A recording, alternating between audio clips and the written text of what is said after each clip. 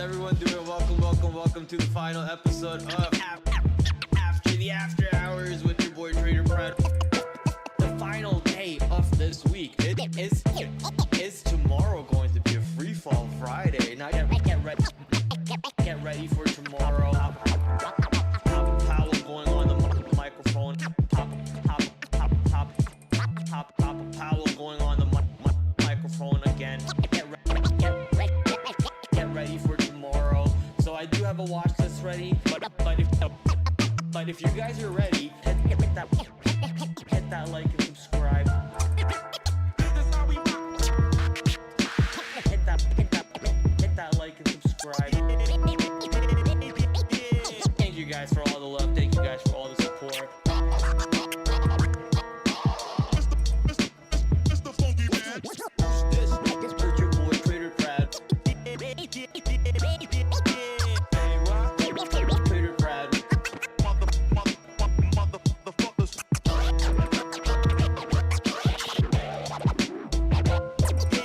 But if you guys are ready for this show to get started, why don't we dive into the full screen and hit that like and subscribe.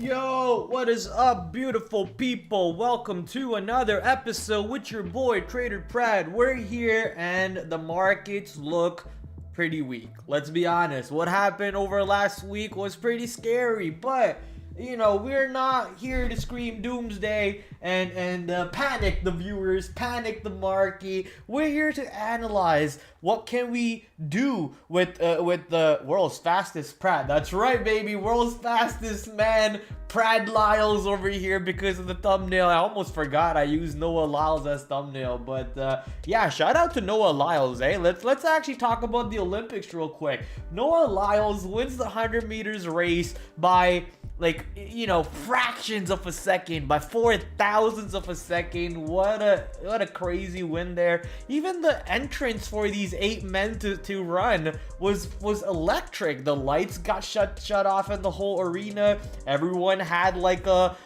bracelet, and those bracelets were lit up in the arena. It was crazy. It was almost like a opening ceremony level, you know, introduction for these 8 guys. It was monstrous. And shout out to USA. Noah Lyles taking the gold. But that's our goal, right? Our goal over here is to be Noah Lyles, so we can take the gold tomorrow and for the rest of the week and for the rest of the month. I mean, this year the market has been ridiculously hot. It's been crazy hot, especially for the summer.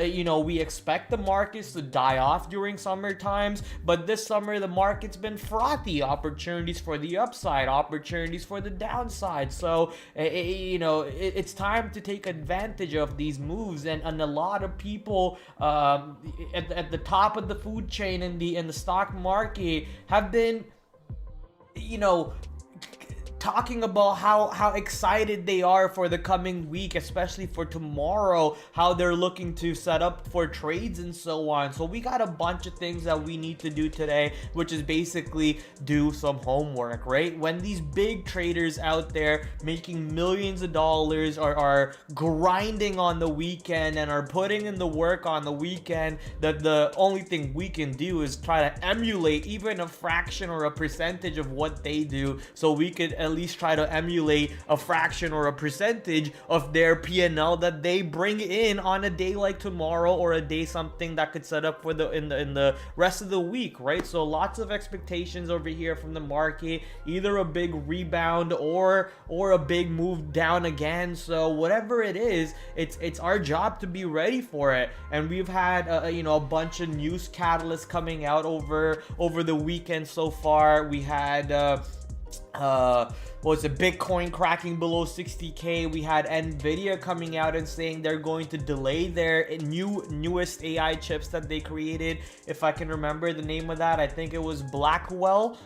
Maybe I'm thinking of the different generation. Either way, Nvidia coming out and saying they're going to delay their AI chips. That's probably going to take Nvidia below 100, or maybe at least 200, so we can kind of trade around that level. So tons of opportunities. Lots of stocks have actually pulled back quite a bit at points where we could possibly look for a monstrous long rebound on stocks like maybe Micron, AMD, I don't want to say Microsoft or Amazon, but like, you know, there's so many stocks out there right now which have pulled back quite a bit for us to go out and scan for them. So that's the point of the stream over here. We're going to prepare for everything for the next few days coming up ahead by looking at the economic calendar, by looking at the earnings calendar, by watching a couple of videos that traders better than me have posted on other platforms like Twitter, on YouTube.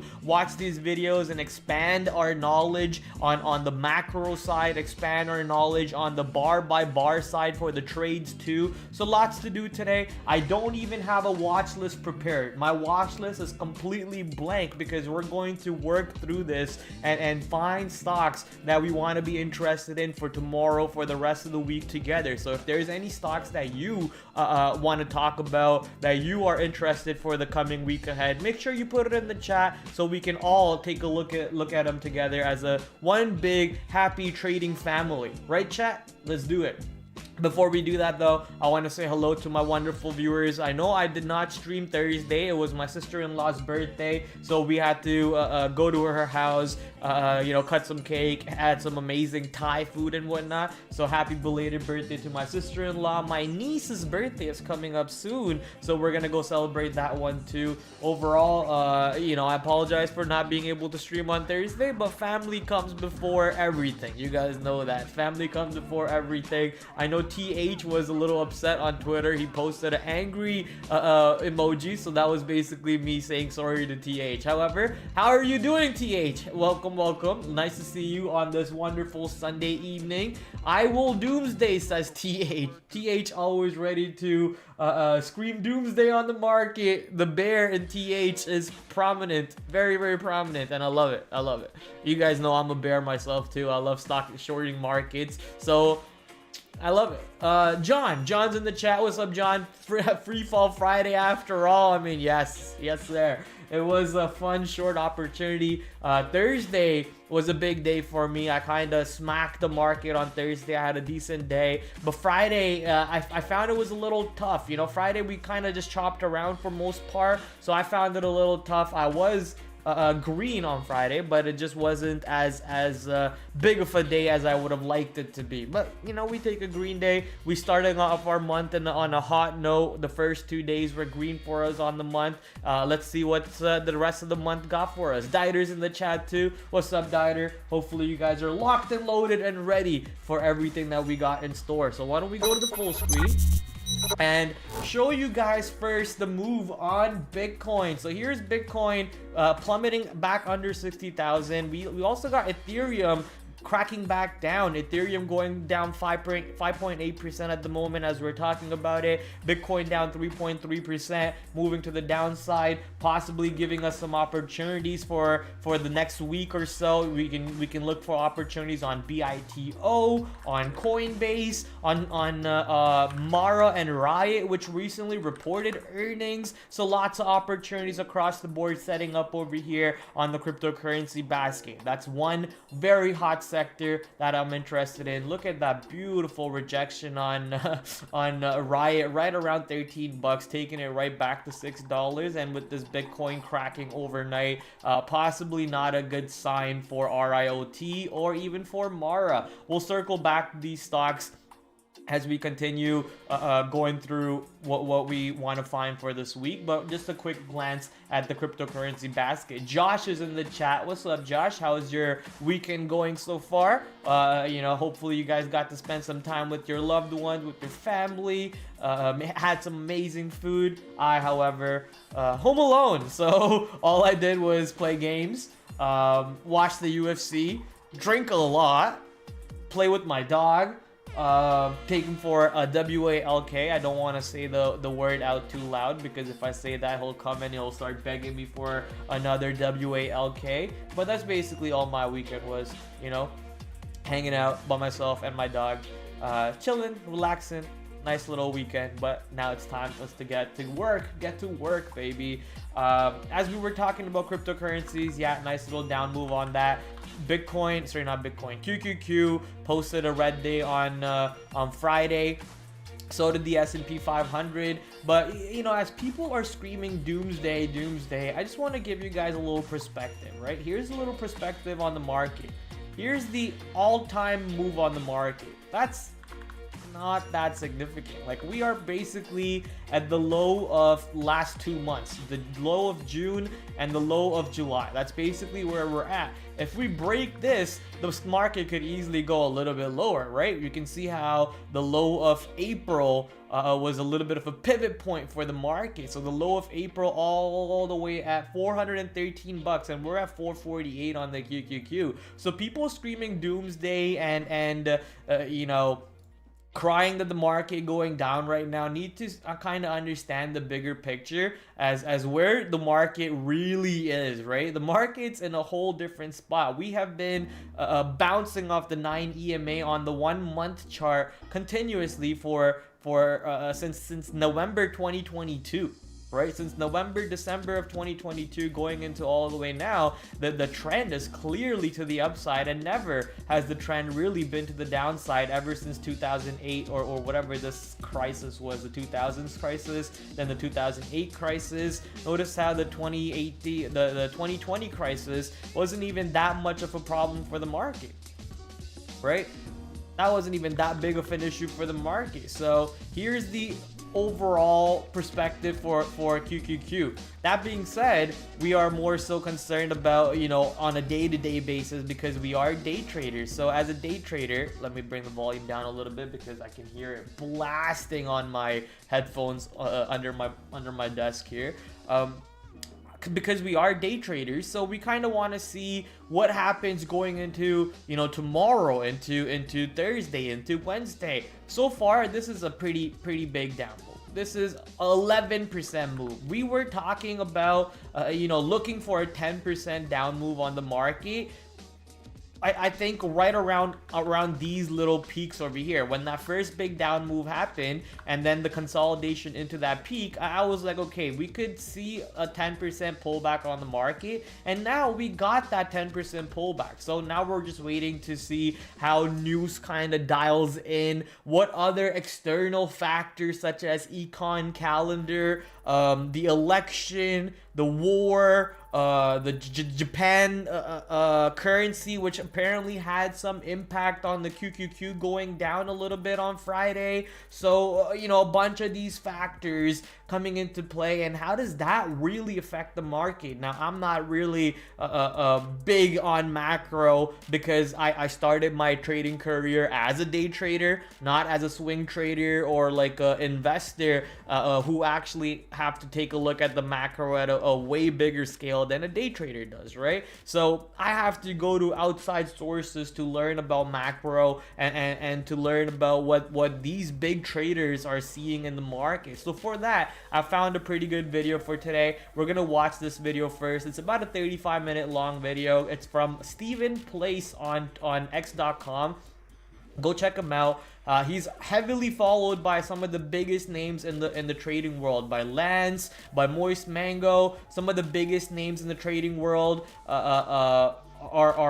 follow him. As you can see, the SMB guys, Mike Bellafiore, Spencer, all follow Stephen Place. So clearly very reputable dude. I found out about him today through Lance and Moist Mango, and they are both talking about this video. They said, you know, everyone should watch this video. This video talks about the macro on the current market environments and possible trade ideas setting up. Apparently the last time this guy posted a video like this, Lance absolutely smashed a short on UVXY. So if that's something that Lance is doing, if Lance is using this guy to find trades, we gotta do the same thing, right? We gotta do the same thing. So let's watch this video together if you guys are interested. It's a 35-minute long video. Today's stream is going to be a little long, just so you guys know. We got a lot to do today. We got a couple videos to watch. Both of those videos are about 30 minutes long. And then obviously we have to do our charting. We have to do level finding. So we got quite some work to do today.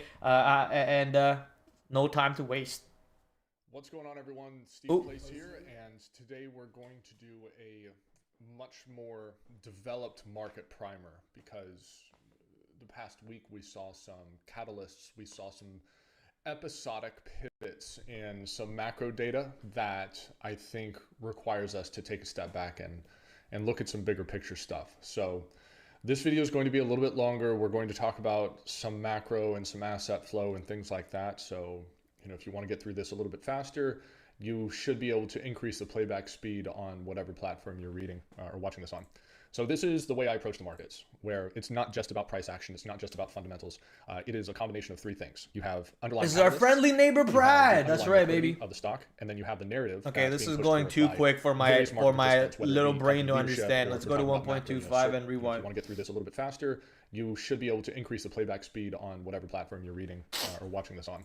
So this is the way I approach the markets, where it's not. You guys can't even see his face. Hold up, let me move my face. Webcam.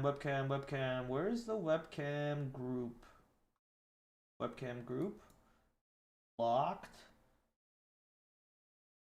Go here and then lock it back so I don't mess with that.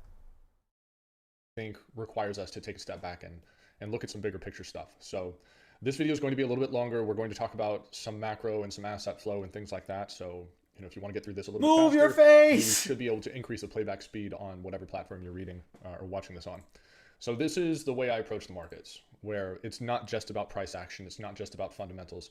It is a combination of three things. You have underlying catalysts, you have the underlying liquidity of the stock, and then you have the narrative that increase the volume on the video. Yeah, various market participants, whether it be company leadership or if we're talking about macro, you know, certain elements of the people that control the narrative to dictate price action. Those people will be involved as well, and this runs in multiple directions.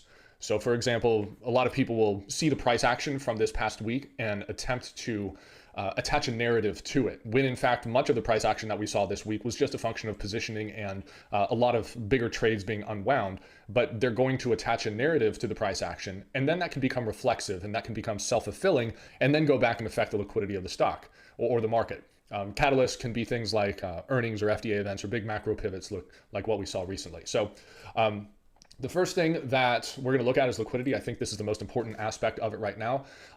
We do have macro concerns with respect to not just the US markets, but the Japanese markets as well. I think that the current price action that we're seeing has more to do with liquidity and positioning than it does to specific catalysts as it stands right now. Okay, those narratives might shift and change and cause a different liquidity structure in these stocks. It could see a widening of the bid-ask spread, and just things get a little bit more volatile in tech stocks as well as the Japanese yen. So that's going to be something we'll discuss. But first off, we did have a period of lower liquidity in the market overall. There was smaller volumes. There's not going to be as much size on the bid-ask spread. We saw this one last push to the upside, and some of the Mag 7 seeing that already. Stocks. And so we are seeing a little bit of an unwind right here. This is a chart of the S&P. The NASDAQ looks a little bit worse because it is going to be more tech heavy. The S&P was holding up well due to rotational dynamics with respect to banks and healthcare and industrials. So that helped buoy the S&P on its own, while the NASDAQ got absolutely obliterated due to a lot of the other trades unwinding. So we had the stage already set for larger price movements simply because there wasn't that much liquidity to absorb the new volatility. All right, there's always going to be a relationship between the volatility of the underlying asset and the liquidity. If there's no bid, then volatility goes crazy, right? If there's a very large bid, then volatility starts to go down, all right? So that's what we're looking for there. The next thing is that we did see a Mag 7 unwind. So this chart shows us the relationship between the NASDAQ 100, which is market cap weighted, and then QQEW, which is an equal weight NASDAQ 100. So each component, 100 components, are going to have an equal weighting. And what we saw over the past few months, and basically the half of the year, is that the returns in the market were not well distributed. They were in things like Nvidia, Apple, Microsoft, Meta, Google, Amazon, and whatever the seventh stock that I always forget. There's one more in there that I always neglect to mention, but there was an unwind that took place. And this matters because we started to see the correlation trade unwind. So one of the bigger trades that was going on was a dispersion trade, where, what's the best way to put this? Let's talk about the opposite first. When markets are very volatile, everything moves on the same giant macro conveyor belt. If you think about very stressful times in the market, March 2020, DES 18, the fiscal cliff, the taper tantrum, the great financial crisis, Apple and Amazon are going to move in lockstep. There's not going to be a whole lot of separation between them because everyone's focused on index flows and much larger movement, which is derived from that increase in volatility. So when the market's quiet, Apple moves up a little bit, maybe Amazon moves down a little bit. You have Meta that has good earnings and then they gap up. And then you just get these things that aren't very correlated, and the market overall, the index on its own, gets quiet. And so there's an institutional trade called dispersion, which I'm not even going to try and explain too hard, but it's basically trading the volatility of these individual components against the volatility of the index. And the idea is, as long as the returns have a different dispersion than the returns of the market, then you're going to get an edge. So that got blown out. Correlations started to significantly increase, and then the dispersion trade saw a big unwind. So if you had a lot of people who were selling a bunch of index vol and then buying individual component vol, if everything goes to one, then the hedges that you have on the component volatility are not enough to absorb the losses from the index vol. I'm pretty sure I got that right. It's not a trade I do, it's just an institutional trade, but there was a lot of size attached to it.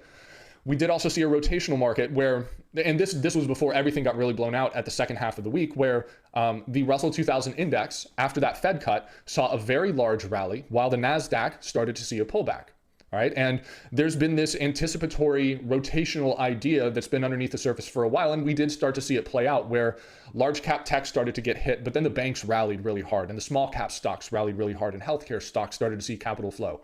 Because when Nvidia is a $3 trillion stock, if it pulls back, that's going to be $300 billion of capital. Now, some of that's just paper money. It doesn't actually exist, but some of that money does come out of Nvidia and it needs other places to park it.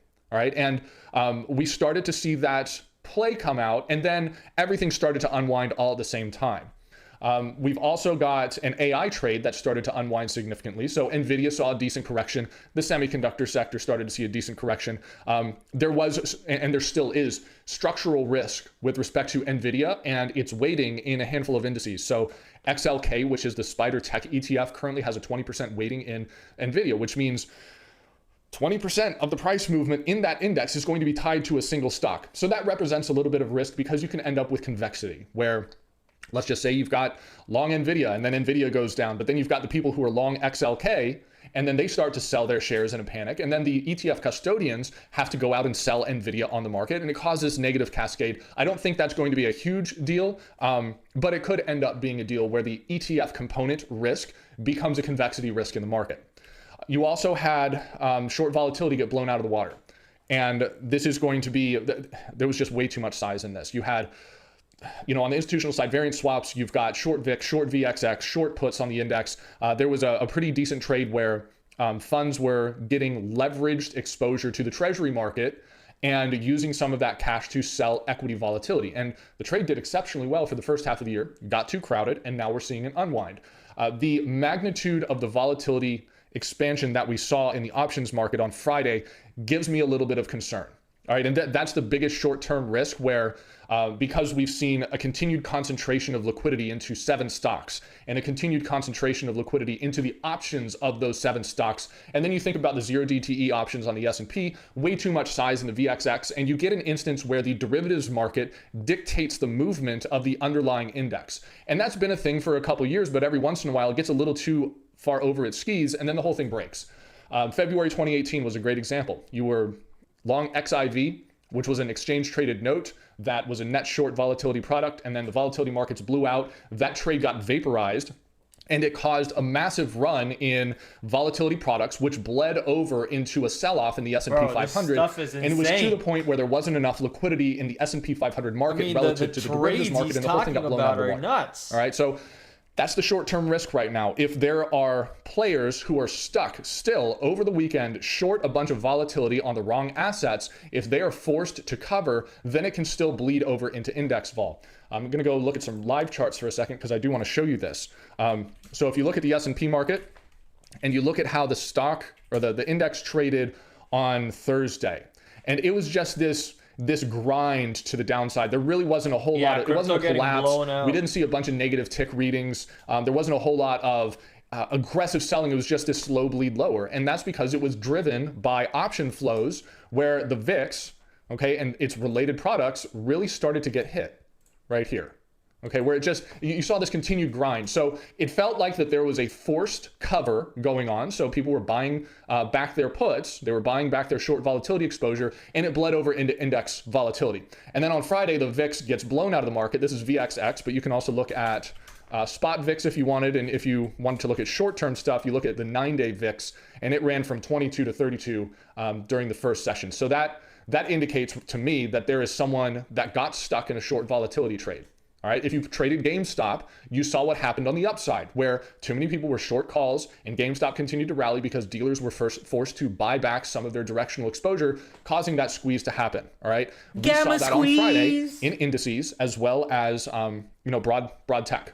Okay, so I think that's all of the individual liquidity components. We got this. What's up, Nom Nom? This is the spooky macro trade for me, and this is the Australian dollar relative to the yen. And the sell-off that it has seen over the past 2 weeks gives me great concern about this is the Australian dollar and the Japanese yen. That call is very early, and I could be completely wrong on it, okay? Because the economic outcomes of something like this don't happen right after the financial market sees a move. There is a delay, right? So housing crashed in 2008. Housing didn't actually bottom until 2011. Because that's how illiquid those assets are. So this could have significant second and third order knock-on effects, maybe not tomorrow, but 6 months from now. So the Australian dollar yen cross is what's known as the carry trade. And you could borrow out of the Japanese yen at a very low interest rate, and then you can lend to, in Australian dollar terms, at a much higher interest rate. And so you can actually express this view in the foreign exchange market. You don't even have to lend it out. You just trade the currency pair, and you get a little bit of action on the upside. So this is a longer term chart. I'm just going to go to a monthly chart, because the last time I saw this really get truck sticked was 2008. This was one of the major trades that unwound. For those of you that remember, back in 2007, you had the China story, you had PetroChina, PTR, which had a larger market capitalization than ExxonMobil, and so that got big news. China was going to eat our lunch. You had the most amount of cranes and construction in China. You had all this concrete being bought, and you had oil going to $140 a barrel, and Australia was a very good place because they have a lot of commodity exposure, and you had this carry trade that was doing exceptionally well, and then the whole thing broke. And this did not help the liquidity crisis that we saw in 2008. So this is one of the major macro concerns that I have right now. If this sucker really starts to unwind, it's going to get ugly. This is not ugly right now, okay? This is just, this is basically normal for what the foreign currency market tends to do, all right? And this was corresponding, and we'll get to the catalyst section in a second, but this was related to the Bank of Japan hiking rates, okay? If it's still around, and I don't think it is anymore. There used to be an ETF, there used to be a carry trade ETF that, it was DBV, but I don't think it exists anymore. All right, that's a commodity curve carry strategy. This might be one. So CCRV may be a good proxy for the carry trade. We'll see. Okay, I go back to my slides because I get a little too distracted. In terms of catalysts, we had the Bank of Japan doing a hike. This is directly related to the yen being entirely too weak. A rate hike from Bank of Japan. And a lot of people were going to Japan because tourism is cheap. You can get a burger for $3 there. And that has really swung to the other side. I think there's a lot of stuck money there. You also saw there's a really good Japanese ETF that's currency hedged that really shows the destruction here, and it's DXJ. And this is a Japan hedged equity ETF fund. And it has been one of the best performing. I burned my tongue eating one of those Italian sausages fuck, I bit into it. It burst open, and it like spewed oil all over my fucking tongue and the side of my face here. Oh my god, I can feel like, oh, it's gonna boil up. Oh yeah, and my tongue is numb. Like the fucking front of my tongue where it spilled. Oh, it's numb. Are you trading full time? Says nom. Yes, I am, sir. Yes, I am. Overseas markets that I've ever seen, because it's a combination of investing in Japanese equities as well as hedging off yen exposure. And back from the lows in 2020 to here, it rallied 119%, and you caught a couple dividends as well, which is nice. But the whole thing has retraced all the way back to February of 2024. So there's probably going to be some stuck capital in this particular trade as well. Some other catalysts. Bad jobs data came out. There is something called the SOM rule, SAHM, basically saying, hey, if this certain thing happens with respect to the rate of change in unemployment, that could be an early recession indicator. All right, so we saw unemployment go up. R word. That wasn't a good sign. Private jobs data has continued to deteriorate as well. And there's been this back and forth with respect to whether the Fed should cut or not. And that's just been a discussion that people have been having for 2 years now. We were expecting rate cuts back in early 2023. If you go back and you look at the futures market and what was being priced in, and it just kept being pushed out because inflation continued to be steadily higher. Okay, and the Fed didn't want to run the risk after looking like a complete idiot saying the inflation was transitory in 2021. They're now really trying to get a handle on inflation because they don't want to look like idiots again. FAX. The problem here is that they could still look like idiots because the policy decisions that they made 6 months ago may not show up in the economic data until now. And that even if they want to change policy, the horse has already left the barn, cart before the horse. One of those. Basically, they can't do much anymore, because if they wanted to make a decision and we start to see convexity, negative convexity in the economy, that decision should have been made 6 months ago. Right? Right now, that argument has flipped, and we'll show some markets in a second, but that is still a very tenuous idea. So don't get completely sold on the idea that the Fed should have cut. We don't have enough data for it just yet, and trying to trade based off of a recession that could hit 9 months from now will not give you the best kind of expectancy. All right? So you just got to make sure that your trading matches 9 your months time from frame. now, recession? Oh my God, this is TH's dream right here. Right? So the bad jobs out of the mouth, and all of a sudden the Fed expectation shifted. All right, so recession. The Fed on the 31st of July said we're not going to cut rates this time, but we're probably going to cut soon. Now, the way the Fed works is that they make these decisions, and it's usually about once a month. They'll take a break every once in a while, and August is one of those times. They're going to go screw around at Jackson Hole or whatever, and that means there's a very long period with respect to rate decisions. And so it's not a coincidence that the market's starting to throw a temper tantrum when the Fed is not going to convene in August. So now the Fed fund futures market is currently pricing in a 50 basis point rate cut. On Monday, it was pricing in a 25% or 25 point basis cut, 25 basis point cut. There we go. And so there's been a shift in the perceptions of what the Fed is going to have to do. Now, the issue here is if the Fed has an interest rate policy that happens between now and the September meeting, it's going to be an intermeeting rate cut. And those scare me because it tells me the Fed is losing control of the narrative. And that can lead to changes in the liquidity of the markets. All right. We're just talking about perception and reflexivity here.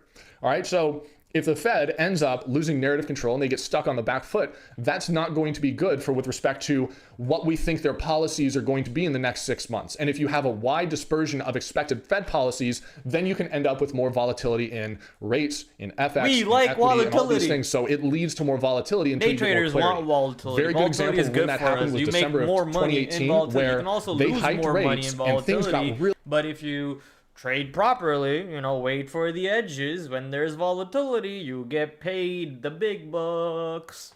Really weird in the market, and they were forced to make updates on Christmas Eve 2018. And if you're watching the volatility ETF, which is UVXY, at least the one that I track, UVXY, there's also the VIX.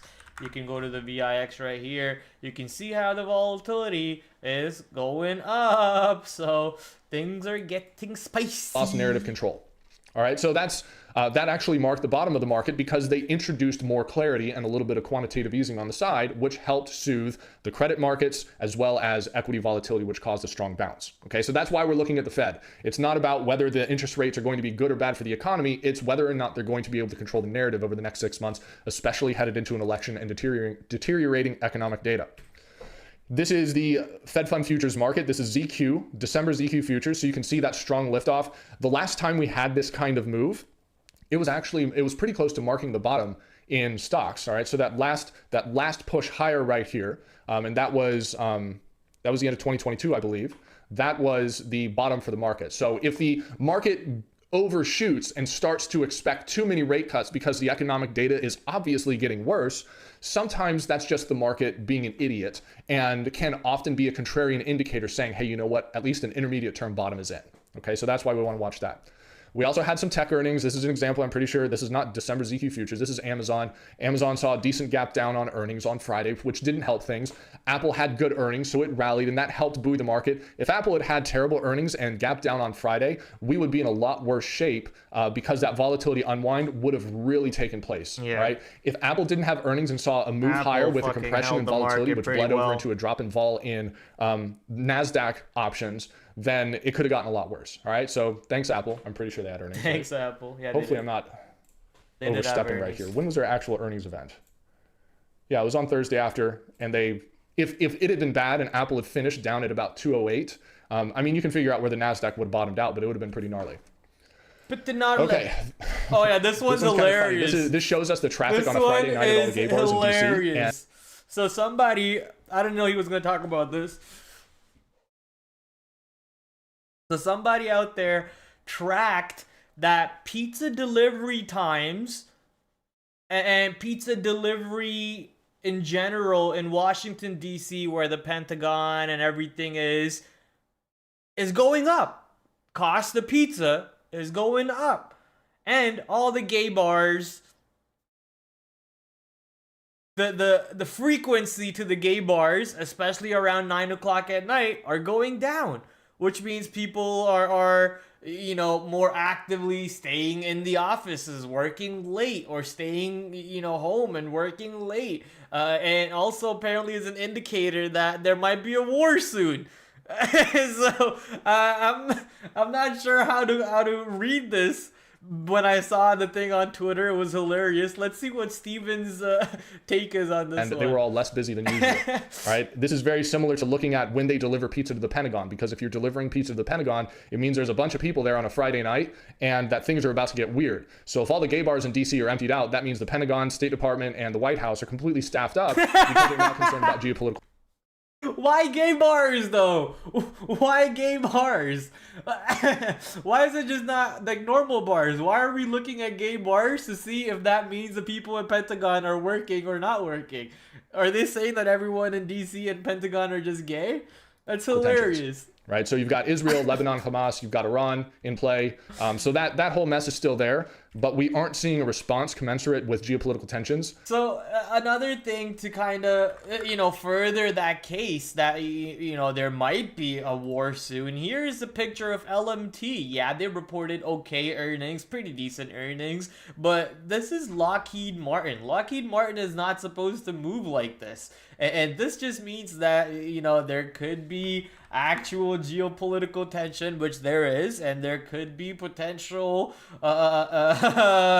wars soon, and the people who are buying LMT might be the people who actually go around pressing the big red button that sends a nuclear missile somewhere. I'm just creating a theory over here. I mean, if you watch the Fallout series on Netflix, or if you played the Fallout game, you know that the people who built the bunker are the people who launched the nuclear missiles themselves. Sorry, spoiler alert, but they are the people who launched the nukes themselves and forced everyone to go into a nuclear fallout so people could go into their shelters, so they could rebuild a brand new world, right? So with everything going on, LMT moving up the way it is, and then we have, added proof that, oh my God, Coco, you scared the shit out of me, bro. That's my dog. And we have added proof from pizza delivery times in DC and gay bars, activity, time periods and DC apparently all lining up for a potential war in play. So that whole mess is still there. Insane. But we aren't seeing a response commensurate with geopolitical tensions in the crude oil markets. We'll go later. Okay, and so that might not be an issue, but it's one of those exogenous events that you just got to keep an eye out for. War does not necessarily mean down markets. When the U.S. invaded Iraq in 2003, that was the absolute bottom in the market. All right, sometimes what's the phrase? When the bullets fly, you got to buy. Right, so that doesn't mean downside in the markets. Right. Go to your bed. So path consideration. This is not me trying to make any kind of predictions. This is just about applying a framework, and then we can look for the nature of price action as it responds to certain narratives and certain catalyst events. So the near-term risk in the market is whether or not we're going to see equity volatility completely blow out. Go to your bed. That's the big one. All right. So if we look at VXX, for example, which finished near the highs on Friday, if this continues to go higher, that's not going to be a good sign. Okay, and it's that simple. So ideally what you want to see is you want to see a new lower low in equities followed by a lower high in volatility. It means that the bloodletting in the options market is done, and if there isn't any more demand to buy back that volatility, then it no longer bleeds over into downside prices in equities. So we did see a small version of that on the open on Friday as we reached the European close. All right, there was a little bit of a shakeout in the markets with a new marginal low, but we did not see a new marginal high in the VXX, which was a decent bottoming play. So that's one to watch. If this thing really starts to get blown out, and we'll know on Sunday night if volatility futures go up a lot, then you probably want to buckle up. And already open. Let's kind of go take a look at where the futures are right now. Futures opened about 39 minutes ago, and we got our good friends over at Bookmap hooking us up. What in the hell is all this shit, Bookmap? What happened to your stream, brother? Looks like, you know, we kind of chopped a little bit lower, created somewhat of a double bottom, and then we started climbing higher. So the market is looking to reverse back up here slightly, looks like, according to our friends over at Think with Bookmap. Once again, amazing channel. If you have not checked out this channel, go check them out. A free stream for the S&P 500 futures and the NASDAQ futures every single day for you. And if you're a member, there's some other streams that you have access to also. So make sure you check them out. I am a member. Let me just quickly go say hi to my boy, Alex over here. Sup, Alex? Say hi to Alex. You can see how I'm a 2-month member and I have access to those hidden streams, but I won't give it to you guys for free. You have to go become a member over at my friends with Think with Bookmap. Make sure you hit the subscribe button on their channel. He's at 30K subscribers. Ooh, maybe one day we work up to that level. Just watching where market is while on stream. How is your weekend? All right, so let's go back to finish this video over here while I flirt with Alex on my other collapse stream. Kind of ideas. All right, and that doesn't mean the whole market's going to fall apart. It just means that option flows are going to dictate what's going to happen. So if you go back and look at, though, as we just quickly saw, the S&P 500 also up. Nice little base forming, about 702 lots at 5,300. Sorry, not 5,300, 5,330 on the S&P 500 futures, and we are looking to go up. Big enough buy orders. I mean, I wouldn't say that's big, but you know, decent amount of buy orders coming up, and we're actually looking to keep going up here on the market off of that 5,330 support, I guess. So yeah. Looks like the market is indeed looking to go up. Perfect. February 2018, right here. This is the risk, right? I don't think we have the same kind of environment as 2018. Working overtime before they leave town. If derivative flows get too one-sided and there isn't enough liquidity on the bid in equities to absorb it, then it just starts continuing lower until you get a snowball of suck. Dog will leave the room, I think so. Okay, so as long as that doesn't happen, the market will probably find some footing. The broad markets did find some decent levels of support on Friday. That doesn't mean the absolute bottom is in. Let's just go back here. There we go. Let's swing it up. All right. So this is the NASDAQ, and the NASDAQ did come in, for example, it just retraced to this recent high. So it could be a bottom, but there's also some juicy levels just underneath, and that would be what the market likes to do, where you get that first bounce, everyone feels like a genius, and then you run those stops, and then that round gets blown out, and then we'll collect some bigger levels right there. So that's the short-term stuff. You also want to look for where the bounces could be on those 7 stocks, the Apple, Amazon, Meta, Google, Microsoft, and whoever I'm forgetting. And then you want to look at XLF, which did see some very nice support hold. There was a lovely support hold on Friday. Did see some. Hold up, I didn't put this stuff in my notes here. XLF, XLV, SMH, IWM, VXX.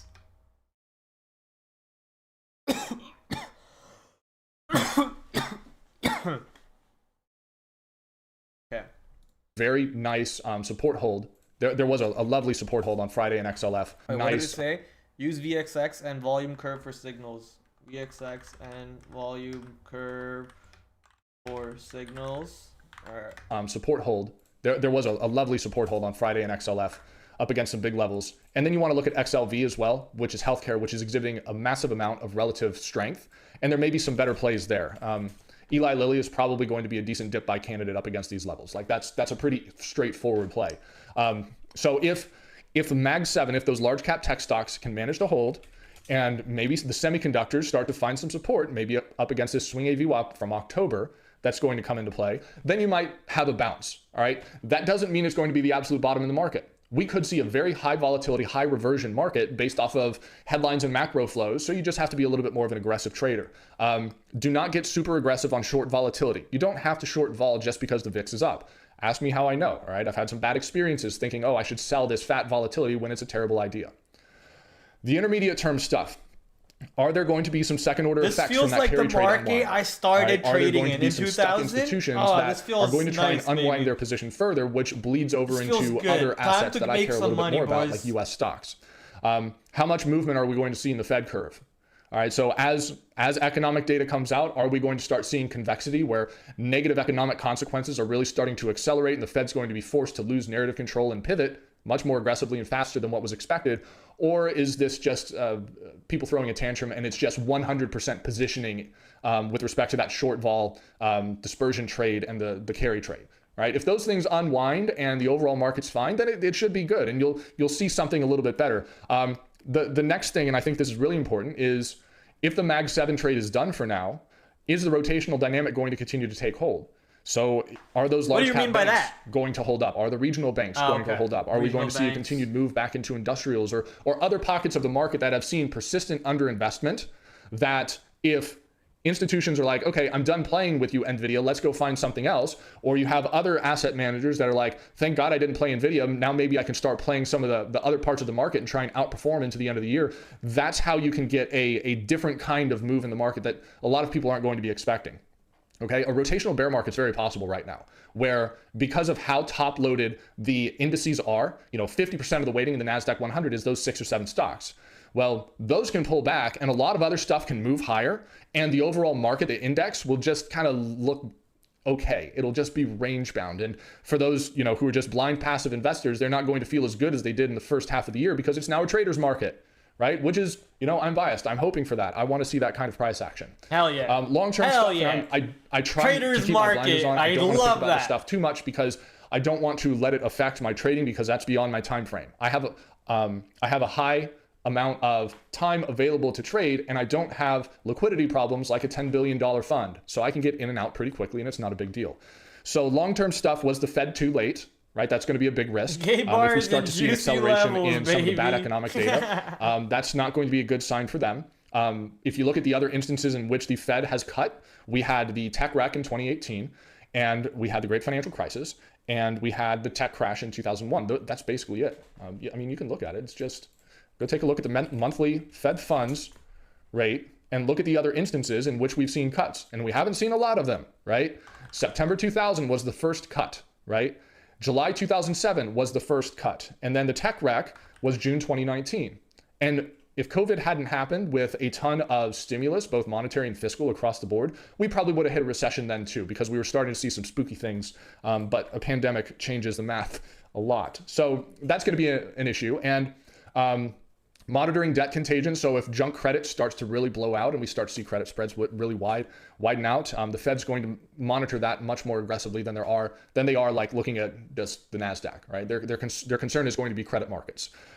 When does the yield curve on inversion matter? So we did see the 230, so the 2-year and the 30-year yield curve go positive. All right, so it inverted and it's now coming out of that inversion. And 6 to 9 months later, there might be a recession. It doesn't mean a recession is going to hit right now, but heck, 9 months down the road, it could get a little bit weird. Another one to watch is to monitor Sunbelt housing. So Sunbelt's going to be things like Florida. It's going to be things like Arizona. So if you look at total housing inventory in the US, and this is the golden handcuffs theme, all right? So this is a big issue for real estate. A lot of folks have been locked into their mortgages because interest rates are at 5%, which means mortgages are at 8%. And so if you own a mortgage at 3%, you have zero incentive to sell. If there's not enough supply, prices go up. You've had home builders putting in new units and things like this, but it represents a short squeeze in housing. It's very similar to what you see in the stock market, right? You have people locked up into their asset and they can't sell because of rates. If rates go down and they list their properties, all of a sudden you have a lot more supply on the market. So this is the active listing count in the United States, all right? And back before COVID, you know, the high was 1.4 million, the low was 1 million. All right, we haven't cracked my neighbor, a million active listings. Literally my next door neighbor was trying to sell his house, and because of obviously interest rates and cost of houses, no one was willing to buy that house. Obviously his house is a little fucking shit compared to my house. Obviously, you know, my house is better.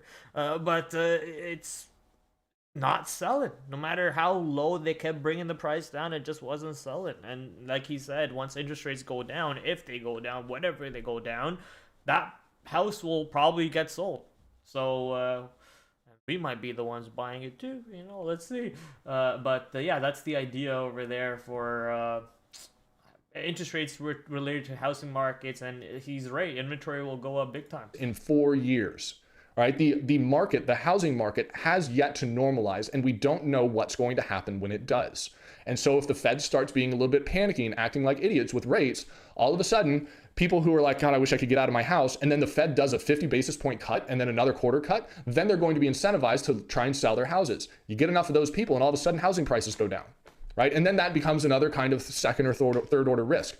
Now, if you look at Florida housing inventory, then it's going to show a different picture because Florida had a lot of people move here. They realized it was too hot and there's too many mosquitoes and things like that. And the housing inventory for Florida is back above COVID levels. So we need to see how Florida real estate does with the introduction of all the supply. Florida, if it absorbs it very well, then that's going to be good. If it really starts to nose over prices in Florida, then that could be a signal of what happens in the future. All right. And that's just a longer term stuff. You got to kind of worry about, but I wouldn't worry about it too much. And like so that wraps it up. We've gone through all the liquidity characteristics that were driving this sell-off. We looked at the catalysts that may not have been the liquidity issue, but we're going to see those catalysts dictate the narrative, which dictates the liquidity structure in the market. So think about, all right, and this requires some thought on your part. Where do you want to buy the market? Where do you think the market could head to off of certain conditions with respect to how volatility responds next week? What do you think is going to happen to the structure of the market as we start to get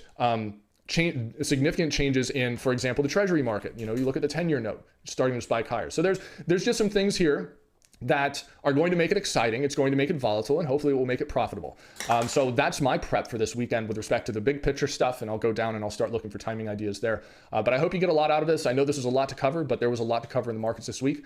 And let me know if you like this, and I'll see if I can make another one later. Take care. Well, that's that from Steven, boys. That's a pretty good video if you ask me. He covered a lot of the macro and whatnot. Let me just move my camera back down real quick. No.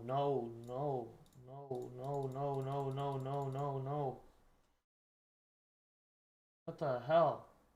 Kept asking me if I wanted to delete my webcam source. Why the hell did it kept asking me that, you stupid program?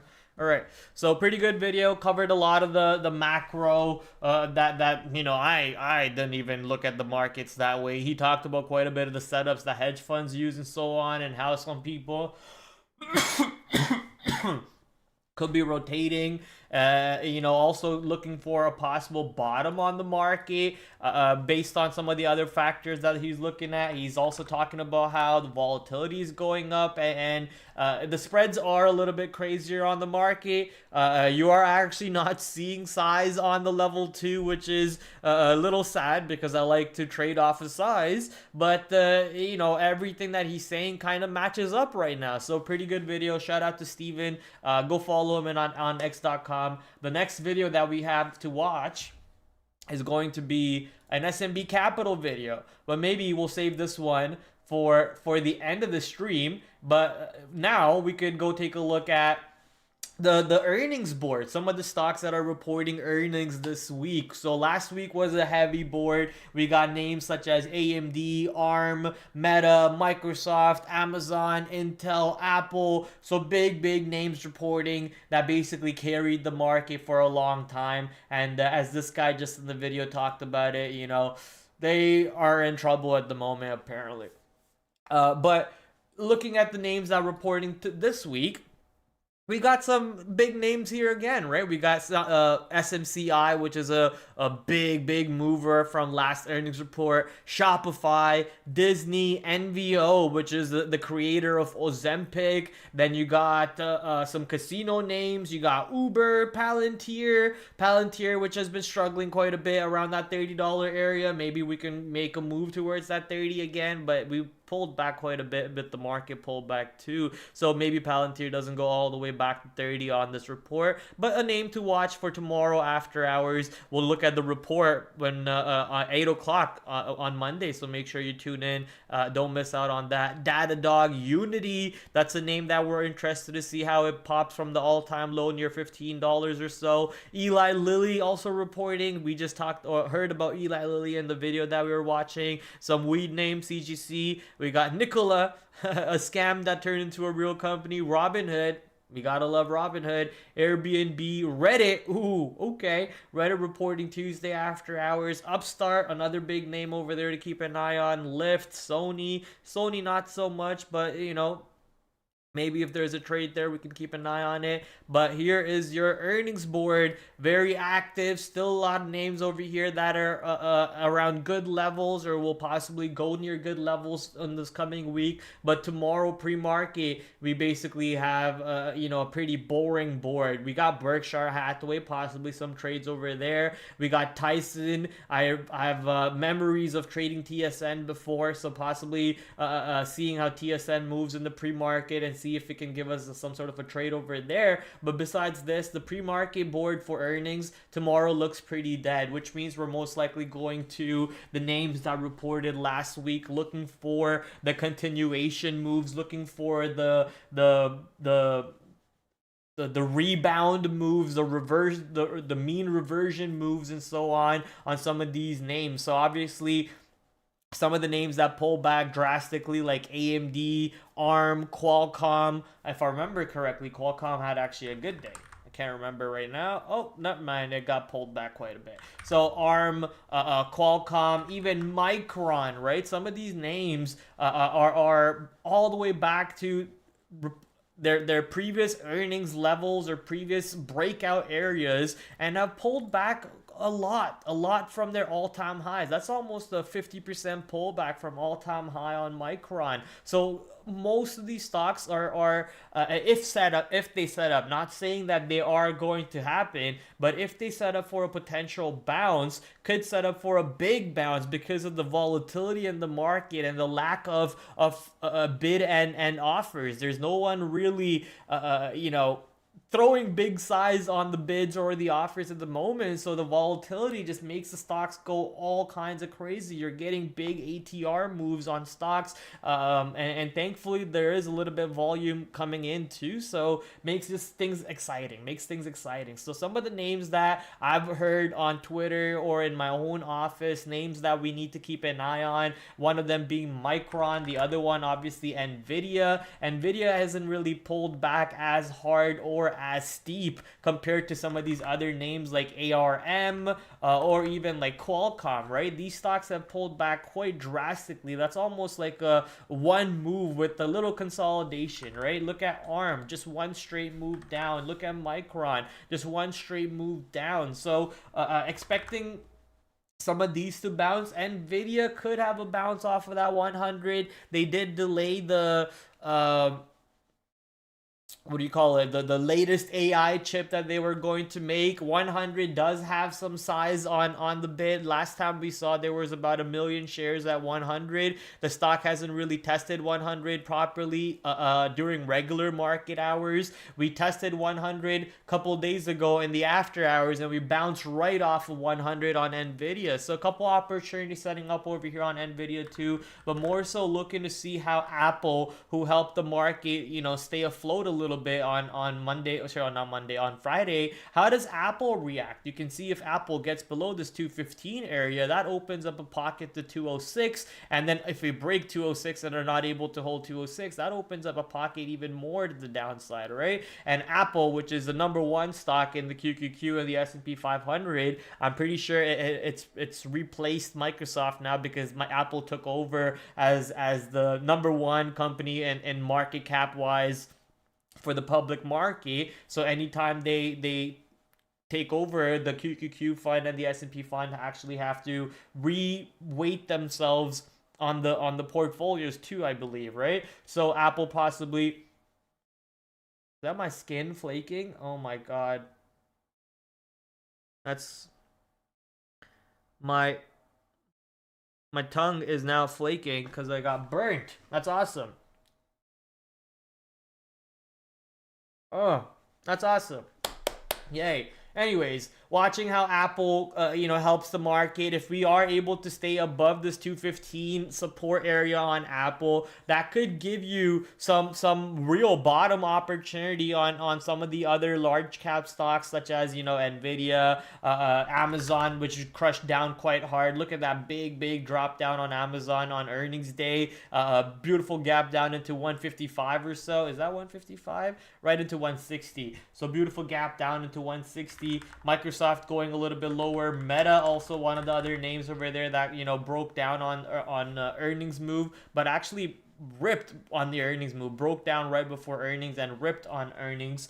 What's the other name that reported recently that pulled back quite a lot? Let's kind of go look at that. Carvana didn't really pull back. Intel sold off big time. I mean, this is insane for Intel. Intel is going back to 2015, 2018 levels, right? So this is a big move for Intel. Expecting Intel to have, some sort of a real bounce somewhere next week. Not saying it goes all the way back into $28, $30, but that's a big move. And this is, one of the most used chips in computers out there, right?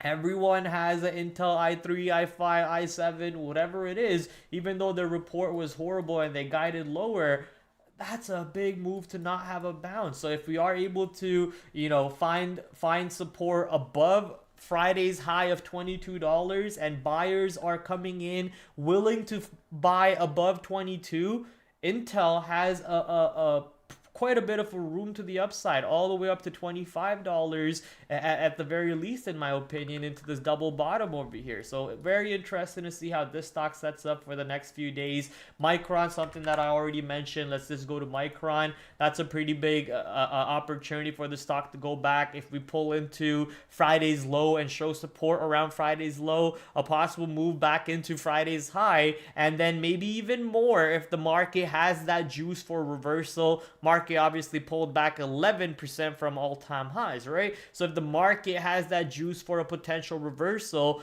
Micron could be that candidate that has that juice to even take out Friday's high and continue going higher. Now, let's say Micron doesn't even push down to Friday's low and is actually kind of finding support around Friday's VWAP, and then starts climbing back up into Friday's high and has buying potential above Friday's high. There's actually buyers coming in above Friday's high and getting ready to push the stock back above 100. That opens up some good opportunities for us to look long too. So very interested to see how some of these names in the semiconductor stock, as the guy in that video that we just saw, he mentioned SMH, a semiconductor ETF. If the ETF looks to be bottoming out, that's a good indication. But with this Nvidia catalyst that just came out over the weekend, the delay of AI chips could be a little bit of pressure on the semiconductor market, and that could push it lower, because if Nvidia breaks 100, that's most likely going to destroy the semiconductor stocks a little bit more. That's going to destroy the semiconductor ETF a little bit more, but it's also going to set up that reversal for some of these semiconductor stocks a lot better. Like if Nvidia breaks 100, Micron most likely goes lower, but that reversal opportunity for Micron just becomes even better whenever that day comes into play. So just getting ready, not saying that tomorrow is the day the market bounces. Nobody knows when anything happens, but you got to be ready for these potential trade opportunities.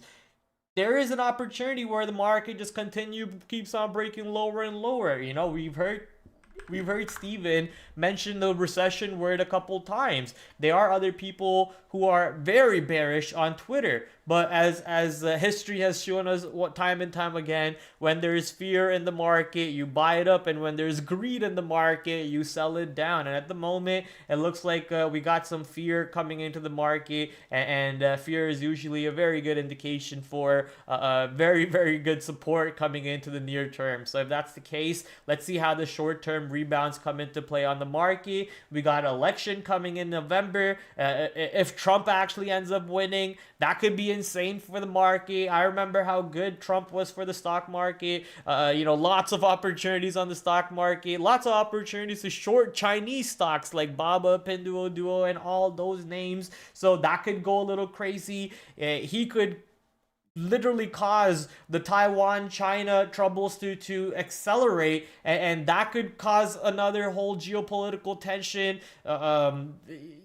We already see how Israel and Hamas and Palestine and everything's going on. So it's crazy. It's crazy. We could expect the bottom, but if full all-out war breaks out tomorrow, there kind of is a lot more downside off of that. So I'm ready for, all possibilities. I just think that, the market, with the volatility it's providing us at the moment, it is time to take advantage. It is time to take advantage of these moves. With Bitcoin cracking below 60K today, that's another opportunity opening up. So like we said, we should probably go visit some of the Bitcoin names later on in the stream. So we'll do that right now. Bitcoin names being BITO. This is your leverage ETF. You have other, sorry, not leverage. Why did I say leverage? This is your Bitcoin ETF on the stock market. You also have other ETFs that you could use, such as GBTC, IBIT, and BITO. So some of the names over there that I think BTC is also, no, it's not. Okay.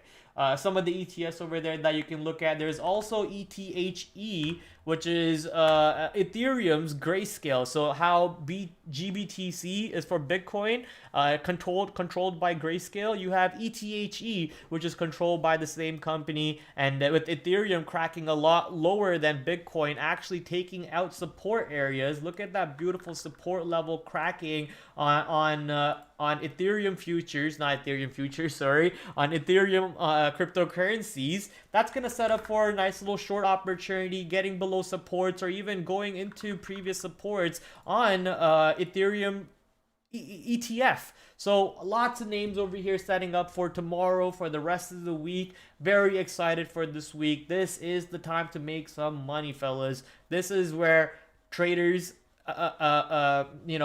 can really bag some money. So watch UVXY, right? Don't ignore UVXY. If UVXY keeps going higher, volatility, the higher we go, the crazier the market gets. But if the market starts to have a bounce, UVXY could set up for a short opportunity somewhere right into this resistance area 41.50, or even the lack of being able to stay above $40 on UVXY could set up for a short right back down as volatility decreases, markets going higher, volatility goes lower. Usually that's the idea. Let's see if that pans out. If that pans out, there's a crazy short opportunity on the volatility here. I think Lance, who's the person who actually showed me the Steven video. Well, I can't say showed me. He tweeted about the Steven video. And that's how I found out about Steven right here. And he talked about, so great big picture overview from Steven.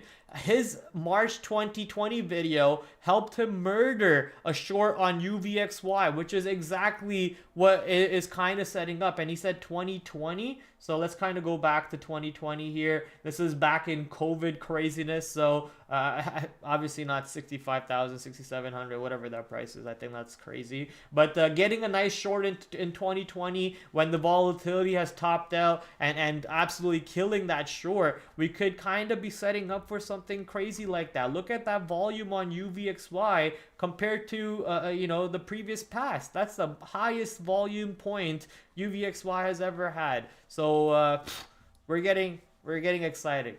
Things are getting a lot more fun over here. Let's see if we can get a possible short on this bad boy. Tomorrow, bulls will try to run the market up. Pay close attention. See if it holds. I bet it won't, says TH. Yeah, basically that's the idea. If bulls run up the market, you are waiting to see, are they able to hold any pullbacks? How are the pullbacks reacting? And are the pullbacks sharp? Every single bounce is going to get matched with some sort of a pullback if there is a significant amount of a seller, right? How are those pullbacks then matched with buying? Are they matched with, the same amount of velocity that it came down with? Is it a more steady, gradual going back up? How is the spread of the tape? How is the stock? Sorry. How is are there size on the book? Is there clear buying coming in? Are the buyers stepping up on the bid, showing you that they're willing to fight for a price? Are they above a previous day's technical level, like a previous day's VWAP or previous day's high, previous day's low? Are they fighting for the buyers? Are they fighting for size above these levels or below these levels? So all these kind of things come into play, and you have to analyze and obviously take part. That's why the game over here gets a little hard. But if you're able to do all that, opportunities are coming. They're knocking on our door, and they very, very excited. I don't know how many times I've said I'm excited, but I'm excited. I'm very, very excited for tomorrow. Let's go watch.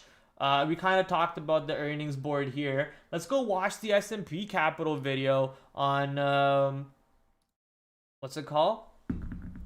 On a bar by bar analysis. So I want to watch this S&P Capital video. Shout out to a Canadian who is the smallest guy in the whole competition, ends up throwing the hammer throw the furthest. Shout out to this Canadian over here, Ethan Katzberg. If you've seen the Polish guys, they were huge, absolute giants. But they could only throw like 77, 75. Buddy threw 83 times in a row. Clutch gold. Shout out to Canada. Also, shout out to your boy, Noah Lyles, for clutching the gold over there by 400ths of a second. That is insane, ladies and gentlemen. That is insane. Insane. Talk your shit, but you got to be able to back it up. And Noah Lyles backed it up. Oh my God. Market going back down here, ladies and gentlemen. Nice flush on the market. Big sell move on the market. Started off around 18,390 on the NASDAQ, and then just stair step down, and then another big swipe down all the way back to 18,300. A little bounce from this 18,300 area on the NASDAQ market. Dirty swipe down over there. Let's go see if the S&P 500 follows suit. Looks like we did get slapped down. A little bit of a seller came in around 53.45. You can see how 65 lots came in over there, and they started swiping the market down along with the Nasdaq market. But that buyer at 53.30 still there. 300 lots at 53.30, still holding up the S&P 500 at the moment. If we break that buyer, this could get a little ugly going into the overnight market, possibly take us lower. And you know, we open the market on a gap down for the QQQ, and then we have an insane bounce. That's a more beautiful scenario if you ask me. We break, we actually gap down on the market, but then we reclaim Friday's low, and then we just keep running higher and higher and higher and higher. So I would love for that setup to come into play. Let's see if this 300 lots, 300, no, I shouldn't say lots because that doesn't multiply. This 300 contracts over here on the S&P 500 futures at 53.30 is going to able to hold the market up there for a little bit longer. If not, I think there could be some downside. Let's see what happens. But we were going to go watch SMB Capital. So let's go do that real quick. SMB Capital bar by bar analysis video. Welcome back to the bar by bar series. Today I'm excited to break down two of my biggest trades of the month. First, we have a higher time frame breakdown in Nvidia. And then just a day later, I flipped long and caught a mean reversion long as Nvidia got overextended. Stick around because I'll dive deep into my exact thought process, share my morning game plans, and reveal how incorporating options into these day trades allowed me to hold for the bigger moves while keeping FOMO that day, freeing me up to trade my stock positions much more effectively. Let's get right into it. All right, so first trade we're going to dive into is this higher time frame breakdown on Nvidia from the 24th. First, let's take a look at my morning game plan just to get an overview of my thoughts from that morning. And then we'll do some technical analysis. So here's a quick look at my morning game plan. You see morning plans, quarter 3, 24, and this is what they look like. I know a lot of people always ask. This guy using Microsoft Word? Oh no, it's Google Docs. In addition to this information I have here, at least it's not Microsoft Word. I always have an I was gonna snap. I was like, Microsoft Word, bro? Come on. What's the He's using volume, Google Docs. What's the short interest, institutional ownership, all that good stuff. I also always know what my key levels are, so if they're not all listed here, they're definitely marked off on the chart. Typically, it's a prior day high, prior day low, the prior day's close, the pre-market high, pre-market low, and higher time frame support and resistance levels. Jumping into the morning of the 24th, what was interesting to me, and you can see that I wrote here, want to keep a close eye on the semiconductor space today. Google did not increase CapEx for the year, which isn't a good look for semis. Last quarter, when all the big cap tech companies were increasing CapEx, so we have like Microsoft, Google, Meta, Tesla, Apple, they were all increasing CapEx specifically to get as many AI chips as possible to train their models. And that helped drive semis higher. And now it just seems like for the first time, there's a huge clue here that the aggressive purchasing strategy is slowing down. It's the first time all year Google has not increased CapEx, so we might get the opposite effect. Like these helped continue the run in semis last quarter, and now I'm thinking, all right, this may lead to weakness in the semi space, and the morning of the trade, there was a pretty big gap down in Nvidia. Jumping into the plan for Nvidia, I write here just a quick overview of the higher time frame. So Nvidia broke the top of the 3-day range, filled the gap from the 17th, failed from the 10 and 20 simple moving average, and now it's gapping down almost 2% back inside that range. Not a great look technically, and I think this could lead to a test of that huge 117 support level, which is also the 50-day. So we have a higher time frame support level with confluence, and we'll show you that in a second. If it can't bounce in the morning or tries to bounce off the open and fails, and SMH is weak, I would look to buy puts, also a stock position for a test of that 117 level. I could see it testing today and then breaking tomorrow. And we also have this pre-market range to work with, so we may possibly get a pop and fail into 121. And I won't chase weakness off the open. We're getting a 2% gap in one of the strongest stocks. I don't want to chase weakness. I want to wait for the stock to show me that it can't bounce in the morning. Right? If it tries to pop off the open, it can't bounce, or the opening range is set and then it's holding below VWAP, then I'll look to get short on pops. Let's take a look at that higher time frame setup. So we could see this 117 support, and I would consider this really like a 9 out of 10 technically. The reason why I'll give it a 9 out of 10 that was also the post-split low, if you guys remember. Multi-month resistance that's failed for maybe a year or more. This is really like a 2-month support level. Strong support, but you know, not a support that has gone on for like 3, 4, 5, 6 months. You can see that over the last few days, NVIDIA formed this really clean range, about 122 by this 117.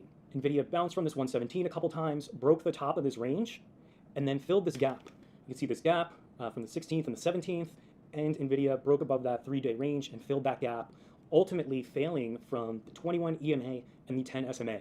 Now, what's interesting about this 2-day bounce, was that SMH was leading the way. It was one of the strongest sectors in the market during this 2-day bounce.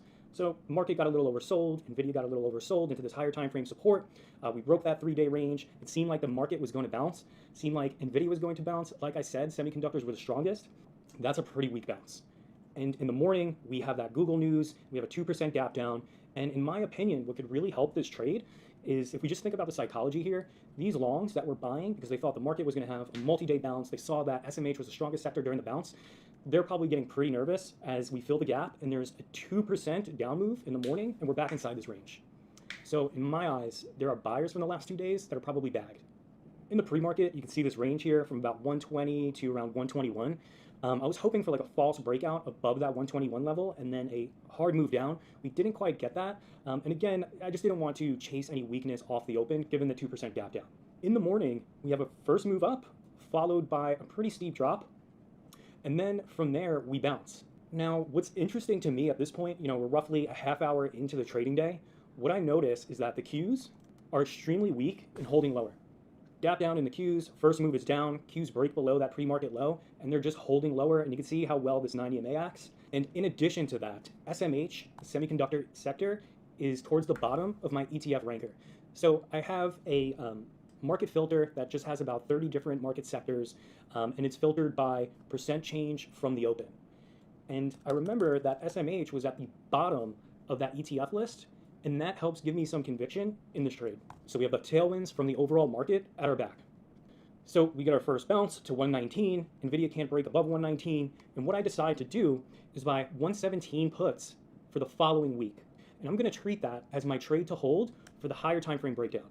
And the reason why I buy the following week's puts is to get away from that time decay.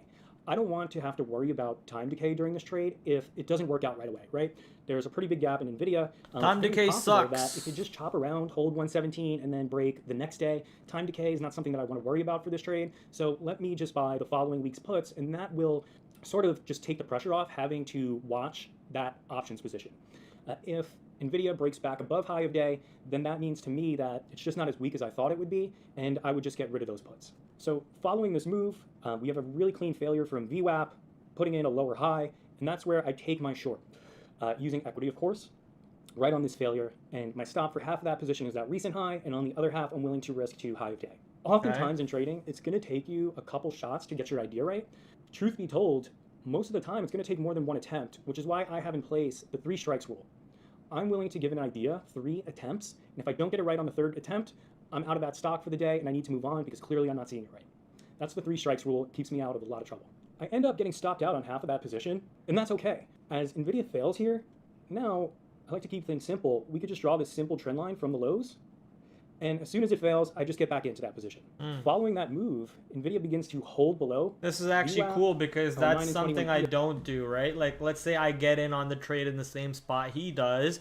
Usually I just kind of stop myself over here, and then whenever this wiggle happens, where I do get stopped out, I get a little ticked off, right? A little pissed off that they just stop hunted, and then that's gonna go down. I will enter right back. But I like what he said. He said half of his stop over here and the other half at the high of day, and then obviously you have to work with it. That is something that's very true. You have to work your position sometimes. They're not going to be smooth, they're not going to be clean. If they were, everyone would make a shit ton of money, right? A lot of traders probably get short over here, and most of the traders like myself, inexperienced lower level traders, some of them get most of their size get burnt out, they're laughing, and then they immediately pull it right back down, right? The people who have the mental fortitude to get back, they get right back, or they just say, screw it, I took my loss, I'm out of the trade. But I like the way he analyzed it. Half of his trade over here, my manager talks about this too. He calls this area a soft stop and that area a hard stop, right? So idea is you kind of analyze the action when the stock reaches this price, and if you're analyzing the action, you see that it's going up with some decent velocity, a big amount of volume coming in, more volume on the ask than the bid. The higher the green volume bar down below over here where my cursor is, it's showing you that more volume went into the ask than more volume going into the bid. But then right after that pop comes in, we don't create another higher high. We kind of reject that very same high over there and then just straight pure selling right back down. The next candle, you can see how it was very even on the buy and the sell side about how the volume transacted, but this candle doesn't kind of reciprocate that action. This is showing you that buyers stepped in, but they aren't able to push the stock as high as back into this very same high. If they did, then that would basically be creating a higher low, higher high pattern. Would be going right back up. And now these guys are scared. Now more shorts are entering right back in, as he said he's entering the short, and then there stops again over here and over here. So I'm gonna have to kind of steal that from him. Not that I don't already do this. I kind of use the soft stop idea, which is what you kind of study this area when the stock goes here, see how the time of sales is reacting, the velocity of the tape, how are the bids and the sells asking, how much size is actually being pushed into the buy side or the sell side. So all of that analysis, tape reading, aka tape reading, will help you kind of stay away from getting chopped over here. But if you are if you're not as experienced as analyzing tape or whatever, and you're just trading the chart, then yeah, having half of your size stop over here and the other half over there would only get you half of your size out, and then you can immediately get right back in as just he a did. large offer at this 118.80. It cannot lift that price. It cannot get back above VWAP, and I'm starting to feel pretty good about this trade. Something that did sort of make me feel a little bit uneasy was the fact that QQQ was relatively weak compared to NVIDIA, right? NVIDIA is nowhere near low of day, and if we look around 10 a.m., Qs are just holding below that 90 EMA, grinding lower, making new lows, and NVIDIA is not anywhere near low of day. But it's acting well, so I'm going to stick with that trade, right? There's no reason for me to cover this short. I know where my stop is at this point. The high of this candle For sure. is 119.43. I'll just put my stop at 119.51. Again, just keeping it simple here, drawing this trend line. NVIDIA can't break above that 118.80, and then I notice some selling pressure come in here. At this point, the Qs are even also at 1.5, it sounds like normal speed. and putting a new low. And I feel pretty confident that Imagine what it would work, sound like at it's gonna normal have to speed. work Oh my right god. now. And this is an ad for me. The stop for this, at this point, the stop for the entire trade is just above 119. It should begin to work. The pyramiding. NVIDIA breaks the low of this consolidation. We see some selling pressure come in, and I'm adding my final piece to this position. And again, my stop for this entire position is just above this consolidation at 119. So then we have this nice consolidation at low of day. So we can look at this 117.50 area. We bounce from there, and now we're back at that 117.50, and we're holding there. We consolidate for about 40 minutes or so down here and cannot bounce. We're also holding below that 9 and 21 EMA.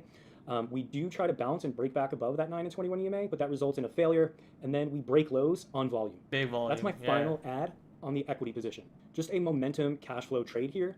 And as we trade down to 117, there is a large held bid there with a few million shares on the bid side.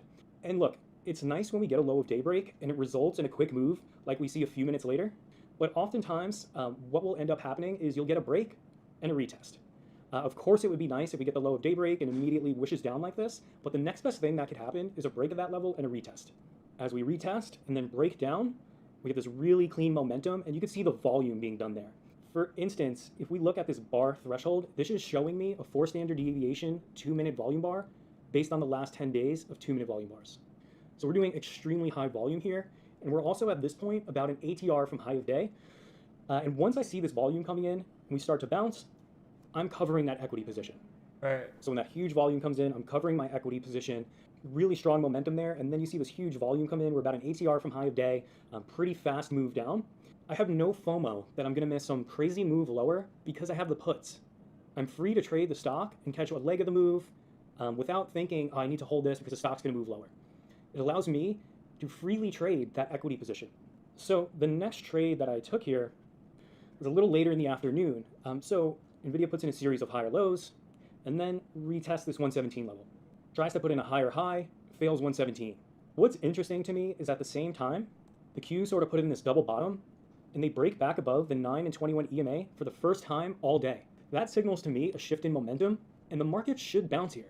The market should bounce. So holding back above those EMAs for the first time all morning, and then But the market didn't. Put in a little bit of a higher low here. And then market We attempt to bounce again. lower. Now we have a lower high, and we fail back below that 9 and 21 EMA. And that coincides with a failure from this 117 and this trend break in here. So as I noticed, look at how he's analyzing the stock bar by bar, coinciding with the market. Amazing. This is how you want to be planning your trades. We trade back into this 115.80 area, holding, and I'm just going to cover that equity position. Now, as we get this break through low of day, and we see this volume start to come in, this is over a 4 standard deviation volume move based on the last 10 days worth of 2-minute data. That is huge volume. At that point, I begin to sell that put position, which is up roughly 75%. We fell from the 21 EMA, put in a new low around 114. At this point, we're down roughly 2 ATRs. Another large volume bar comes in, and I'm selling the remainder of that put position. I just want to share a couple things that I think I could have done to really improve this trade. Hell yeah. I think it's important that even after you have a great trade, you go back and you think to yourself, how could I have made more on this trade? How could you do better? And the one big thing that sticks out to me is adding to my short after that break and retest in low of day break. That is an excellent momentum trade with a very tight risk reward. You just risk a couple cents above the high of this bar. For sure. We're breaking that 117. There was a massive held bid there at 117. We know that 117 is a 50-day simple moving average, and that 9 out of 10 higher time frame support.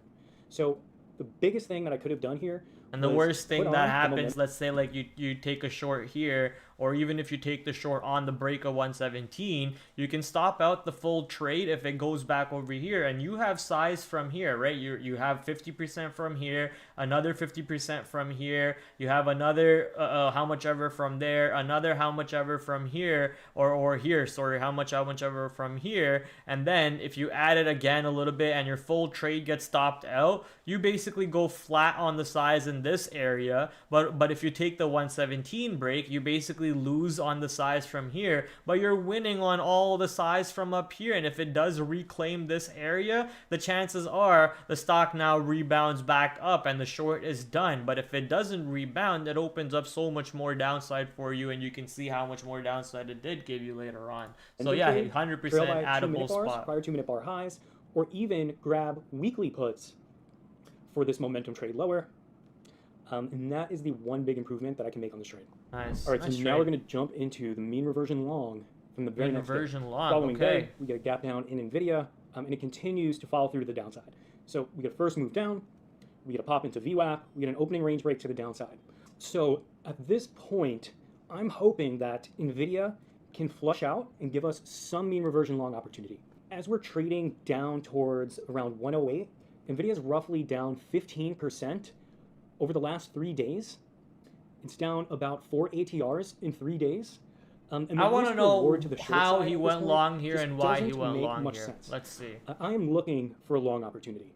So like I said earlier, sometimes a trade idea will take more than one chance. Was it just the Bella scalp? You draw a trend line over here, and once that trend line breaks, bar was very interesting. You get long, I guess. So the threshold into a 4 standard deviation 2-minute volume bar based on the last 10 days is 5.5 million shares. We're seeing an 8 million share 2-minute volume bar. It's extremely rare to see a volume bar like that. And of course, we have the highest volume bar of the day at 9:58 a.m. And we trade below 109 and reclaim. And as we reclaim, I'm going long. I'm noticing that huge, massive volume starting to come in. Okay. And we can't push up. We break back below 109 and put in a new low. And I'm getting stopped out below this low. Okay. So that was my first attempt. Okay. Following this, we push lower into 106.30. Now, something a little bit different happens here, right? Well, he just kept trying to catch a falling knife for 6 minutes. In addition, eventually caught we have not gotten a break of a prior 2-minute bar high. Aside for the stuff move here that failed extremely fast, we trade back into 106.30 and we're holding.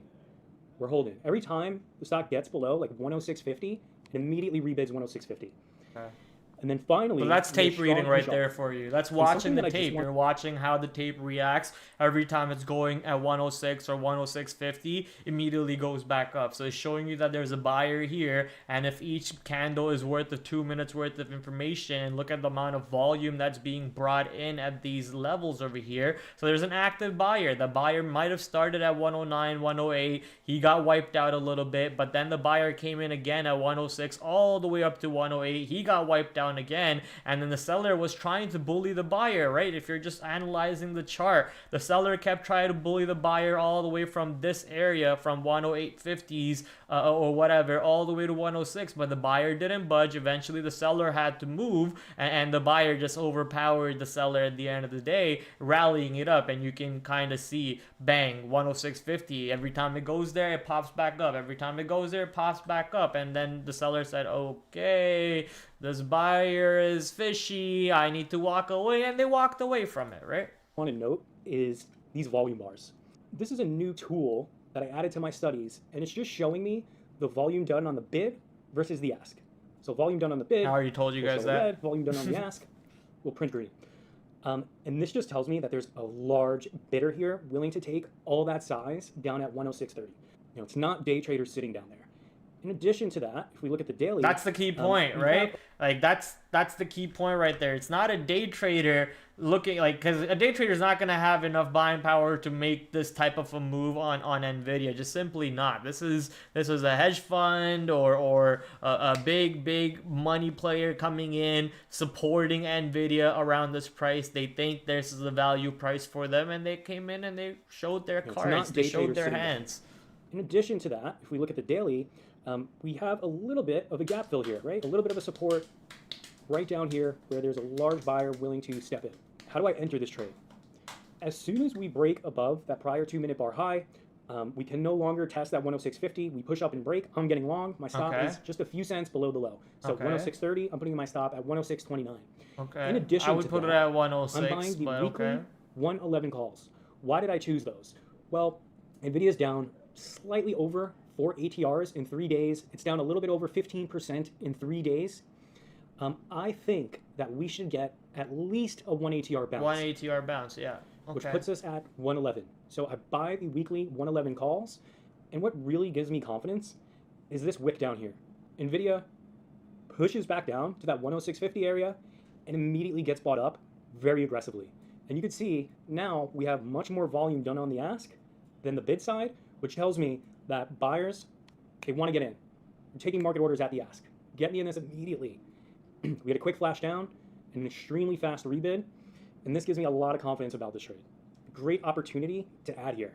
A rule that I have. I gotta share this video with my friends. Position on a mean reversion trade like this, I always want to take some sales into VWAP. So as we push into VWAP, I take some sales, and I have no FOMO at all that I'm going to miss this huge move because I'm using the call position as my trade to hold. We trade into the opening range low, start to slow down, and I'm selling a little bit more stock. We trade back into high of day, and I'm out of my stock position. Something that I also just want to note quickly is how well Nvidia held below that 9 EMA after the opening range break to the downside. It wasn't until that reclaim that the bounce started. And interestingly enough, we get a cross of the 9 and 21 EMA for the first time all morning, which signals a shift in momentum. The 9 EMA holds, and we push up. As we trade into high of day, I'm also starting to sell the calls. I sell 50% of the calls into high of day, and now I'm going to wait for a bigger reason to sell. Simply, we could just draw this trend line from the lows. Nvidia pushes into 115, fails, pushes into 115 again, fails, and we start to break below that 9 EMA. In addition, if we just look at the daily, we also ended up filling that gap here from the pre-market. Trades into the prior day's close, and then starts to fail. And just a quick bonus scalp that I'll talk about to the short side. So we have this clear level around 115.50 that I have highlighted, set up a nice range, broke above, tried to hold. We failed that. Retest of that high. As this trend breaks, I just take a small short, risking that recent high, risking probably roughly 5% of what I made on the bounce, just a small scalp opportunity using simple resistance. And as we put in this lower high, we trade lower some lunch money. That's the it. Opening range high. Quick little lunch money scalp. Support. I'm covering that trade just for a quick scalp. All right, thanks for tuning in, and I hope you learned something today. So that was amazing. That video was amazing. I love this guy. I wish this guy makes more videos, especially like these bar by bar analysis videos. You learn a lot of how a professional trader from a real prop office, right? These guys have multi-million dollar traders on their office. They train them, they educate them, and they post these videos for all of us to watch for free. So getting to see how a professional prop trader analyzes analyzes a stock like Nvidia, an opportunity like Nvidia, where it's taking out a multi support, the post split low, and how he trades it, how he analyzes the moves, and then how he looks for the longs, how he looks for the shorts. A beautiful video. I love anytime he posts something like that. SMB Capital, go check them out. I love their channel. Hopefully one day they are nice enough to train me too, but obviously I love my prop office way too much, and I don't think I'll be leaving that on my own accord. They would have to fire me.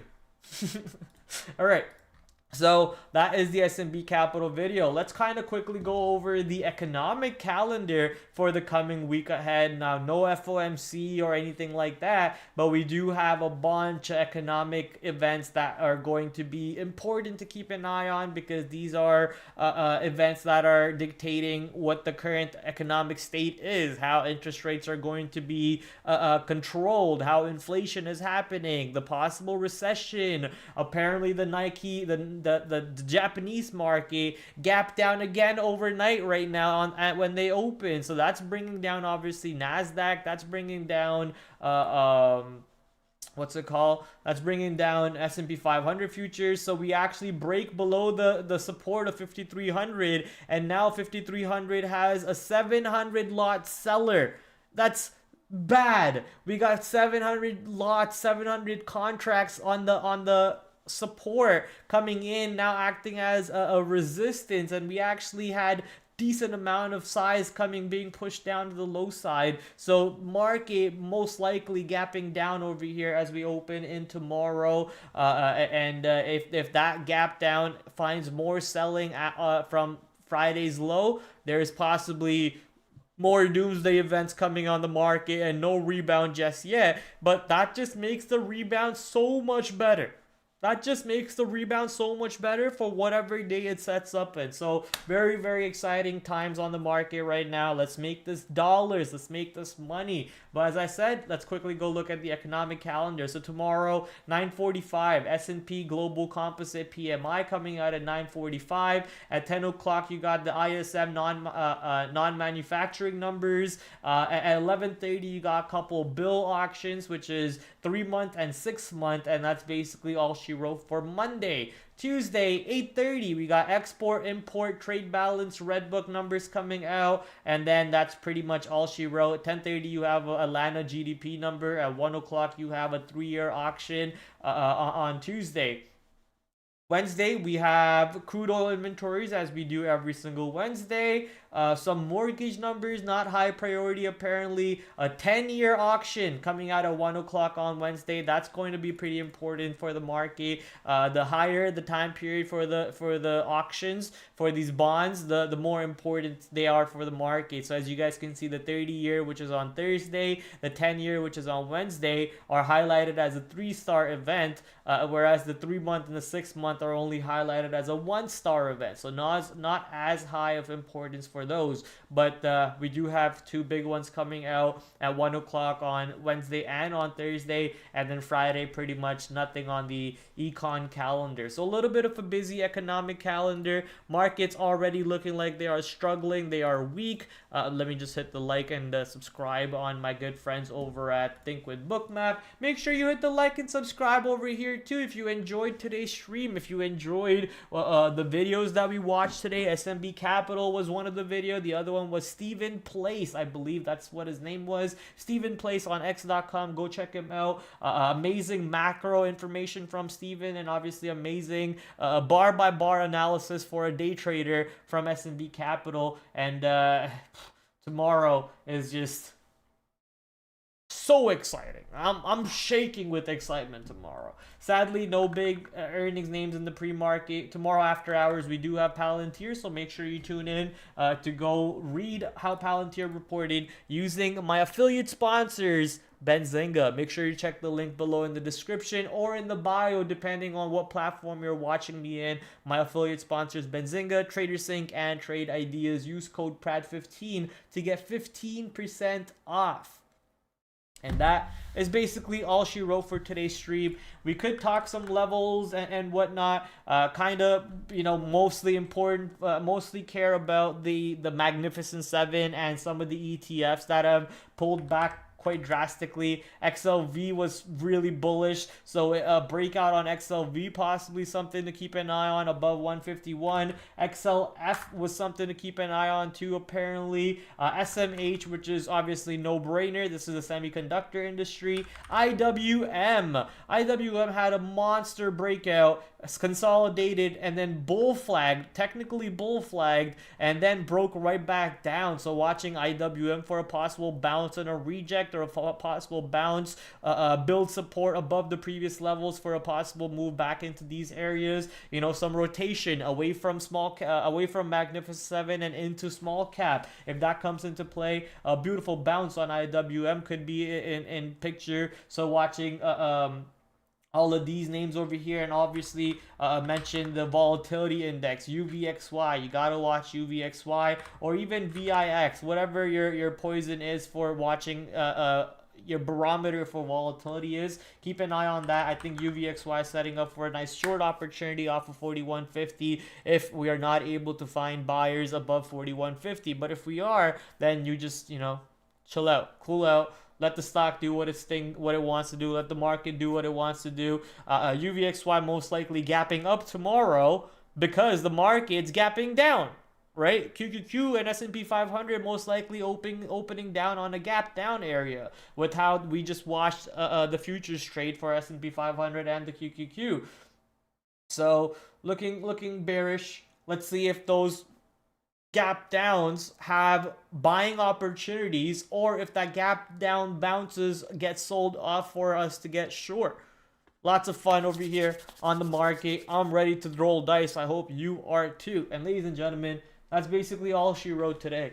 Very, very excited. Small cap ETFs, general ETFs such as XLF, SMH, Micron, ARM, AMD, Nvidia, Apple, Microsoft, Amazon, basically the Magnificent Seven.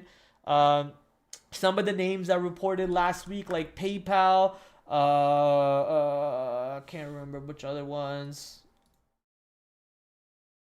PayPal, Starbucks, Boeing, Qualcomm, Western Digital, DraftKings, Roku, Square, Bitcoin sector, Marathon, Riot, BTC in general, so Bitcoin ETF. So there's so much things setting up tomorrow and for the rest of the week. We got to take advantage of it, guys. We got to take advantage of it. It'll be ridiculous for us to you know, this is not the time to go on vacation or sit back and relax. This is the time where you get up on top of your horse. It doesn't matter how bad your last month was. It doesn't matter how bad your last day was. This is the time to make it happen, right? So I wish you guys all the best of luck for the coming week ahead, for tomorrow, and let's go play some chess. Let's go play some chess.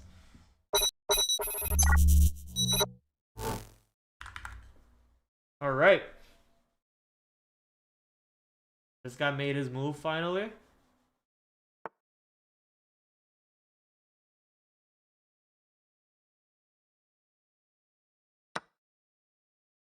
All right. Puzzle time.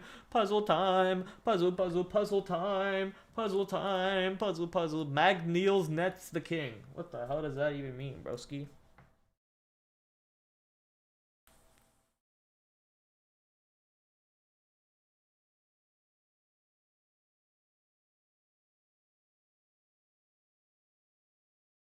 I gotta move this or it dies.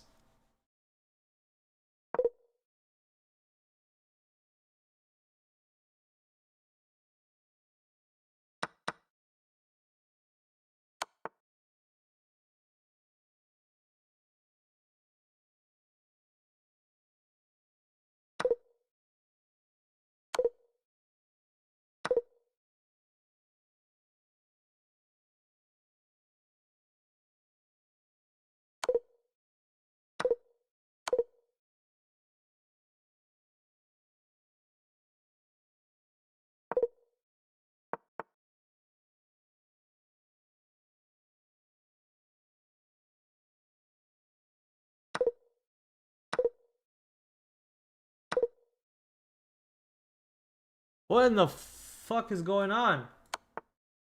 Oh. That was all fucking big workaround. Oh my god, what was that puzzle? What the hell was that puzzle? White to move. Okay, that was good. White to move. Uh-huh. No? Oh yeah, this is right here. I'm an idiot. Uh-huh.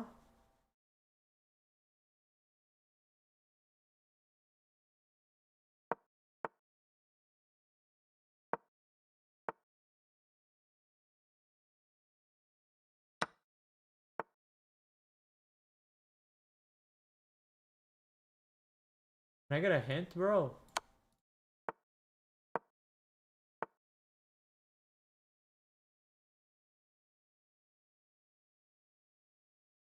Dead? That's nothing. If I go here, I'm dead.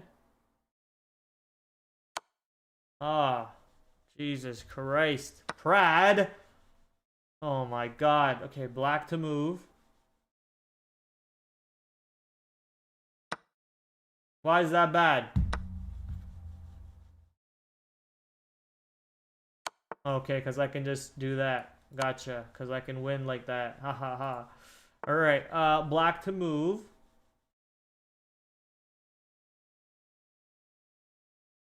Go here? No, of course not. I mean, why would it be that easy, right? Gotcha. Fuck, I'm throwing my rating so bad. White to move.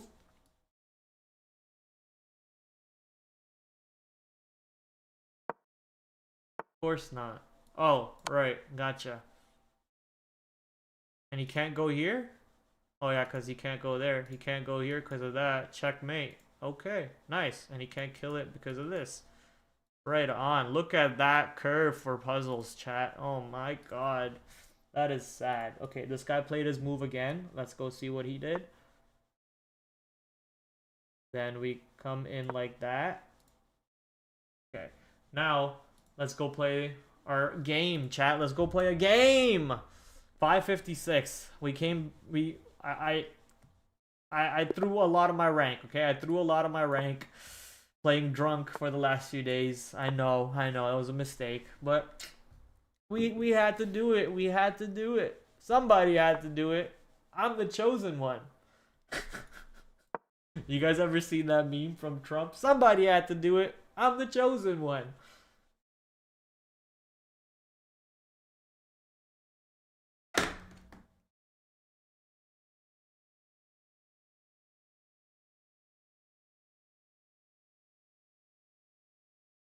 Alright, come on. We might have another video that we should probably watch from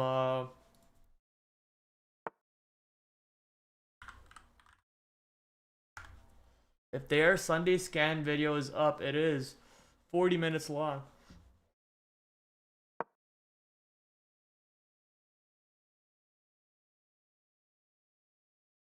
I would suggest you guys go watch this video. I'll post the link in the chat. I'm not going to waste 40 minutes of your time more watching another video, but I would like to watch this with you guys because there's going to be amazing stocks that they're going to be watching being called out. So I would go watch that for sure, but I'm not gonna watch it here with you guys. I'm gonna watch it after the stream, after some chess. I'm gonna go clean up my house a little bit, do some dishes, probably walk my doggo, and then come back and watch that beautiful video.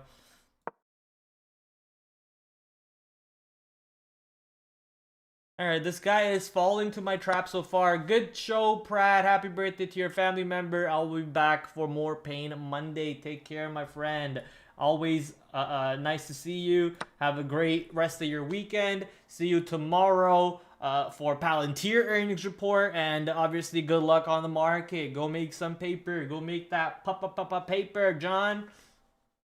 I'm buying every market fall, retaking small positions in my core stocks. Oh, I like it, TH. TH turning into a bull now? Jeez. Jeez, TH, what happened to you all of a sudden?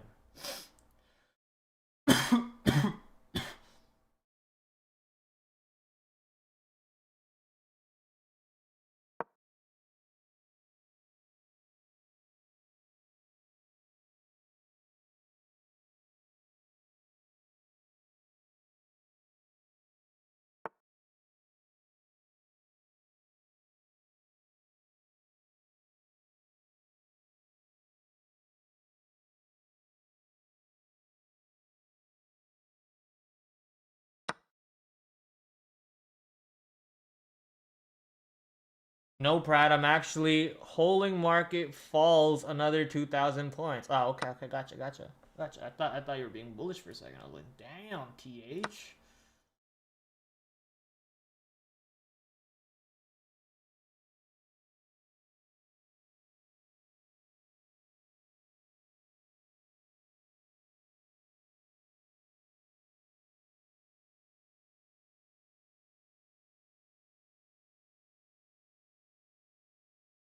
This guy's falling for my trap pretty nicely so far. Bruce's dad.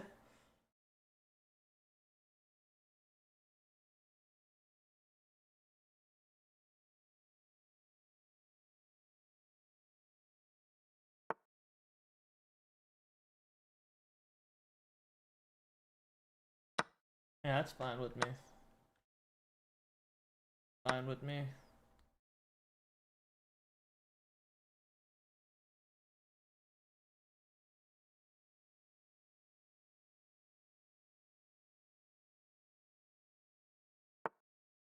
That's also fine with me. That's also fine with me.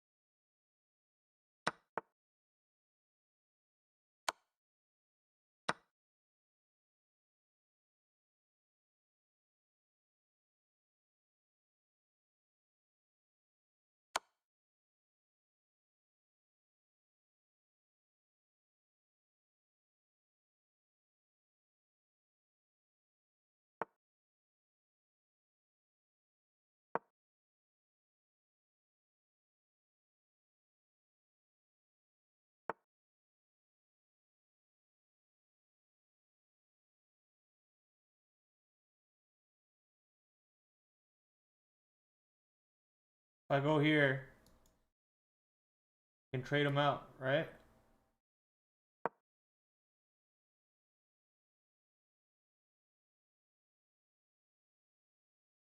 I'm going to your posted video. Oh yeah, you should watch that, John, for sure. For sure, watch that. Okay, so check. He has to come. Then I take him. Oh, he doesn't want to. Alright, I'll just check him again. Gonna go here. Go there. Come on, go there. Then I'm gonna bring this up here. Oh, he doesn't want to do that. Huh. Surprise, surprise. Alright, let's just do this.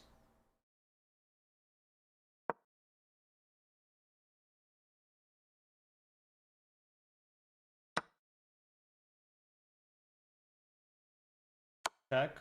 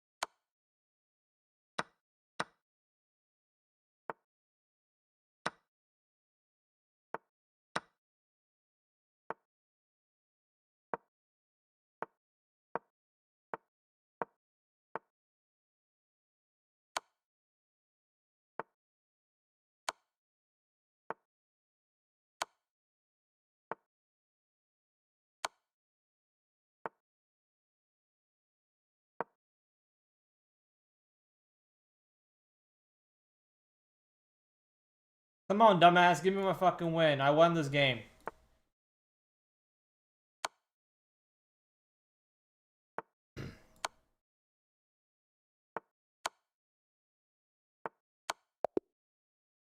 Ta-da! Easy. Easy peasy. Put him in a spin cycle, baby. What an easy game that was. I should study this game. Let's game review this. Let's see how perfect I played this game. I should game review this and memorize this. Okay, book. Best move is this, apparently. Why is that? Because he defends this, and this one's not defended. I get that, but yeah, because he did this, and he can't really do anything because that one's... Anyways, that's a good move, but he needs to defend this. Develops a knight off his starting square. Well, what's the... Okay, this. So why is this better, though? C6 is excellent, but he would have liked that, I guess. Okay, so book move... He wants that horse pushed out, but this is still good. Okay, good move. Take. Oh, see, yeah, he wanted him to take me. He wanted to trade me out. He didn't. So I get to trade him, and I get to force him to double up his pawns. And then, okay, he wanted me to go here, but that's not the London Open, so I didn't do that. Go there. I block him from attacking me because then I have, you know, a trifecta. So he comes in, I come in, he leaves, I do this to kind of attack this. I was thinking to do this because this is the traditional London Open, but then I also realized this is free because I have this to back it up. So I did that, right? So he did this, question mark. This let the opponents capture a pawn to win material. That's right, because he couldn't defend this. If he moved the knight, he would have defended that. He didn't defend it, so I took a free pawn. He does that, which is a question mark. Why is that a question mark? He said apparently he should have backed this one up instead. Well, yeah, because he's just giving me a free pawn. So I take my free pawn. He does this. They're saying he should come here because that would have defended this and this, but he didn't do that. So I take advantage and I go there. Oh, however, had I gone here, I could have threatened the... Oh, that would have been a way better move because I got this watching. I would have been able to fork the queen, sorry, the king and the rook, and the only way that fork ends is either the queen takes my knight or sorry, my horsey, or the king moves. And if the king moves, I get a free rook, and if the knight, if the horsey dies to the queen, I get a free queen. Instead, I chose this route, which is my memorized pattern. I took the bishop, and then I took the rook right after. So took the bishop, took the rook right after, while he just trades my knight for his rook. Take that. They wanted me to get a check, which I didn't do. I was thinking about that check a different point anyways, but they want you to develop this. If he did develop that, I would have just taken it and let him have that. I didn't, but yeah, instead he did this. That's an easy trade. Backed up. He comes in, I take. Boom boom boom boom boom boom. That was a good win, dude. That was a good win. That was an easy win. Fine, we'll play another one if that's what you think. If you think I was handed that win, let me show you my skill set, okay? Let's win on black, okay? Just to prove you how good I am on this game, all right? 2 games, 2 for 2, bang, go home. Okay, just to show you how good I am. And it's already 2 hours into the stream. We streamed, like, you know, 2 hours basically, or 1.5 hour of stock market itself. But hey, no one's counting.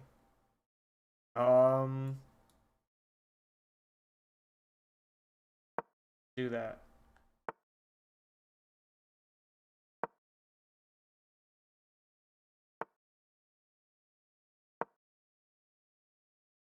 Go here. Okay, he's smart.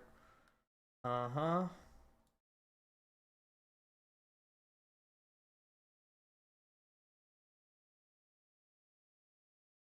You know what? I'm okay with that.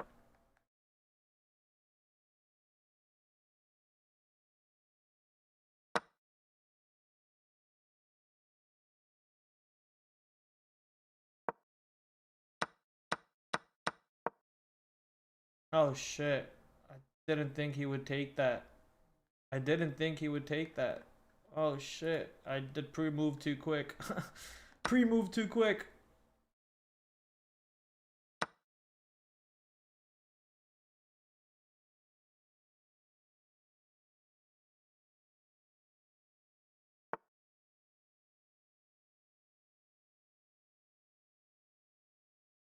I pre-moved too quick and I lost the fucking white. I expected him to take my knight. Instead, he took my...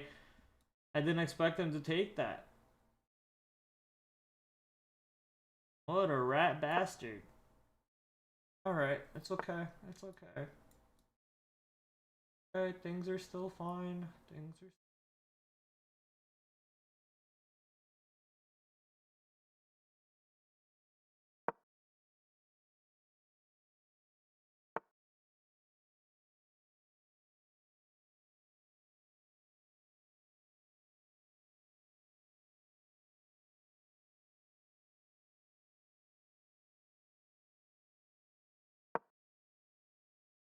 I think I lost this one.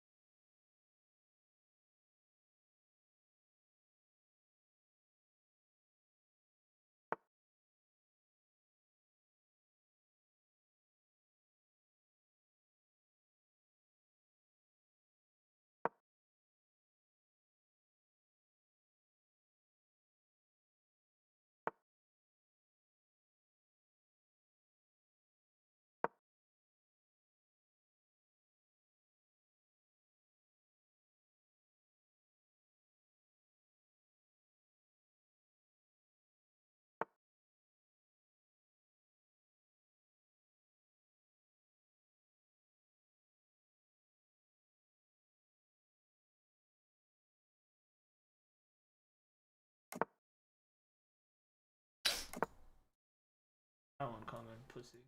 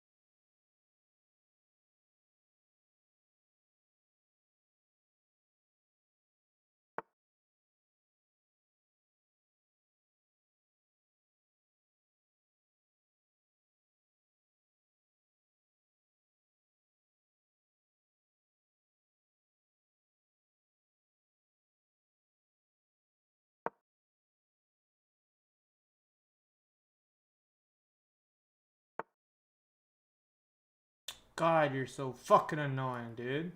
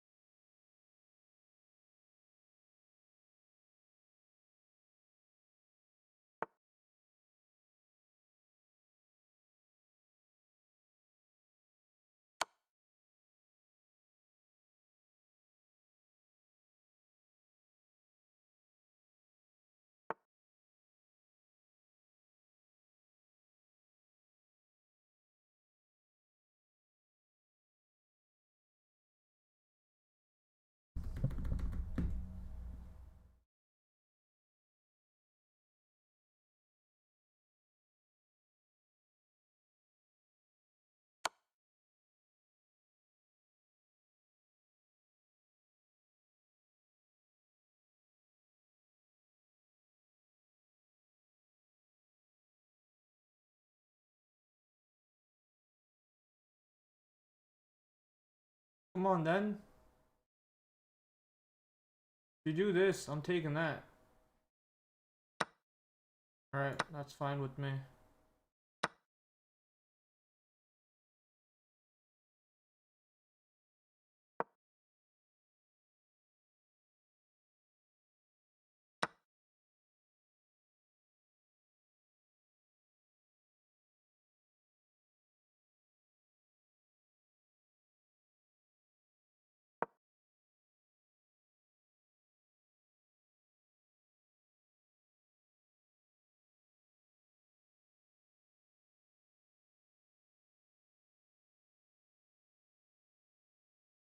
You didn't mean that your opponent was weak, just that you played well. Oh, okay, in that case, I will accept your apology.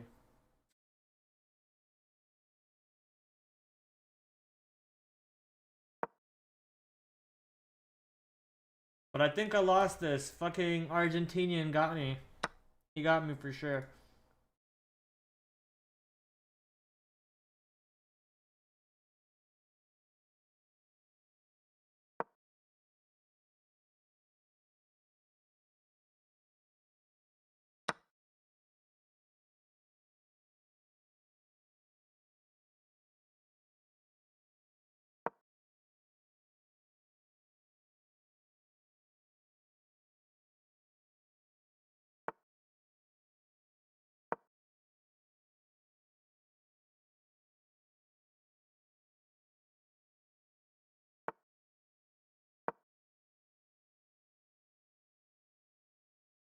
Come on then, you bastard, you. Do something. You bloody bastard.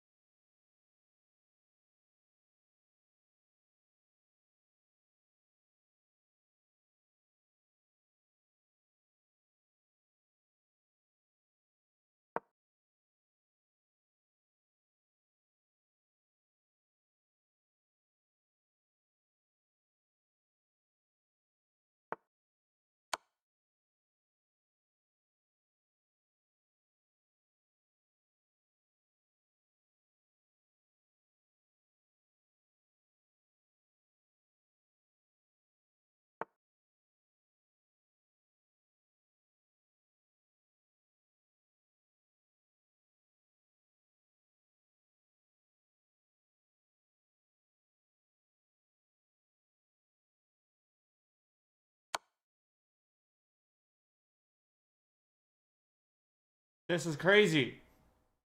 How do I win this?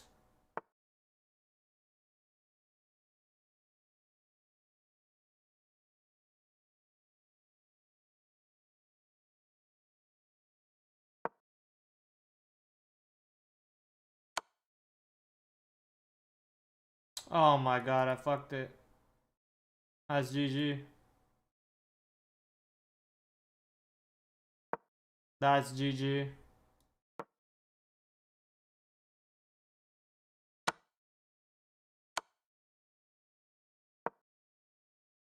Yeah, I fucked that. That's GG. Okay, we won one, we lost one. Let's make it even. Or let's get 2 wins and 1 loss. And walk out.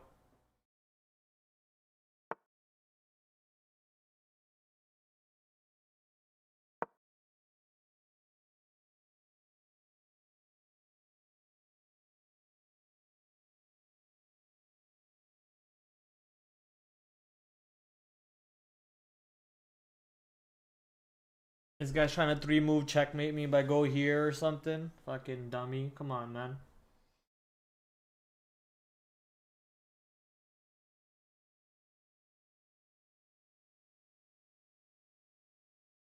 Come on, man. Who do you think this is?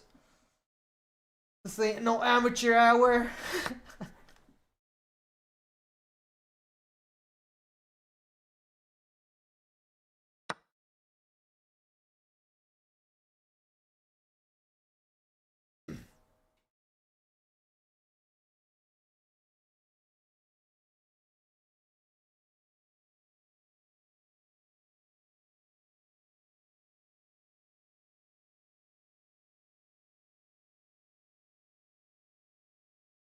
Guy's gonna take 15 hours to play every move now? Oh my god, bro.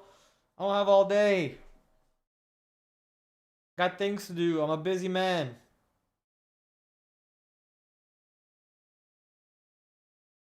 Chop chop, son. Chop chop. Think he's having some internet issues. Okay connection, some lag.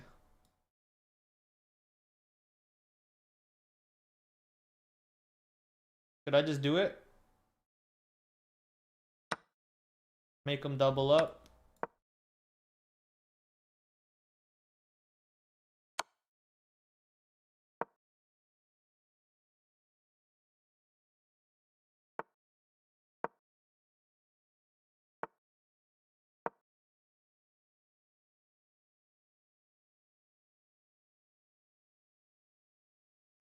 Also, this is free.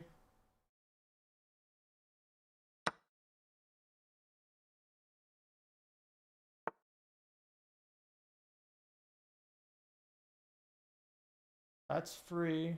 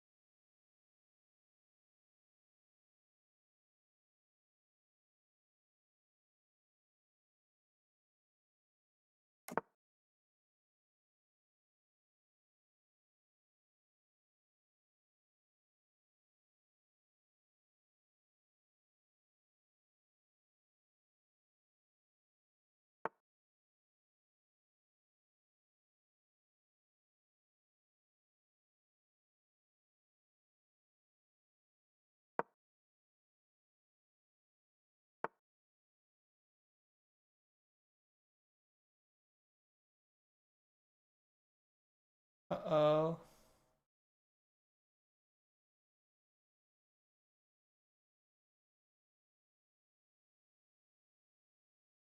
Uh-oh. SpaghettiOs. Uh-oh, SpaghettiOs. Alright, well, one of them's gonna die. But if that's the case, I'm gonna make the best out of it and take one with me.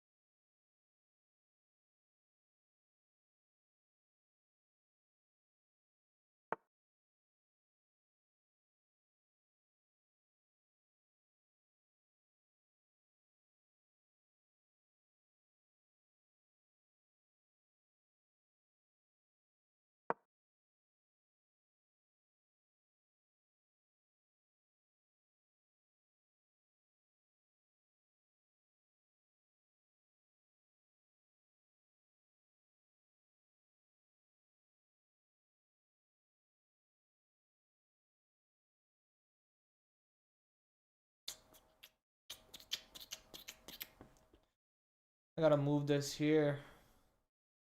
Unless he goes... I don't know. He's dead here, he's dead here, he's dead here. He's dead here, he's dead here. He lives here. He's dead here, he's dead here. So wait, dead, dead, dead, dead, dead, dead, lives, dead, dead.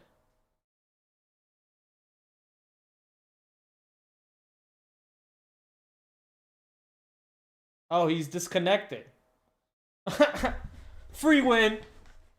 15 seconds till game's over. And I get to go do some chores. Hopefully it's not as hot outside. I gotta go walk my doggo too. Ooh-wee! Alright, chat. No, did he make a move?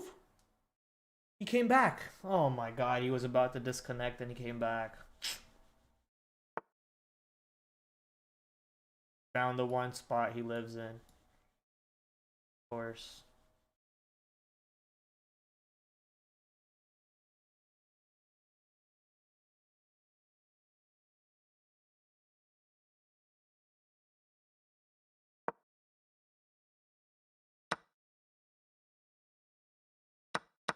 Oh, I should have defended that.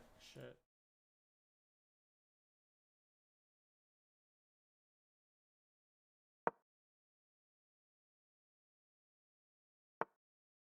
Played you like South Korea? What?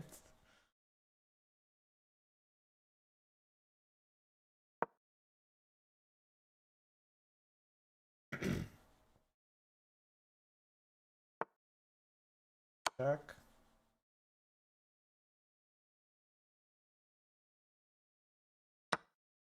Oh my god, I suck!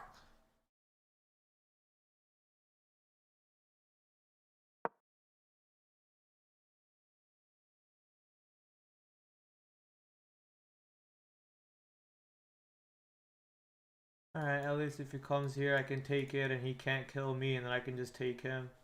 Oh, but he can kill me like that. Oh my god, my plans are all, like, flopping on me. My plans are all flopping on me.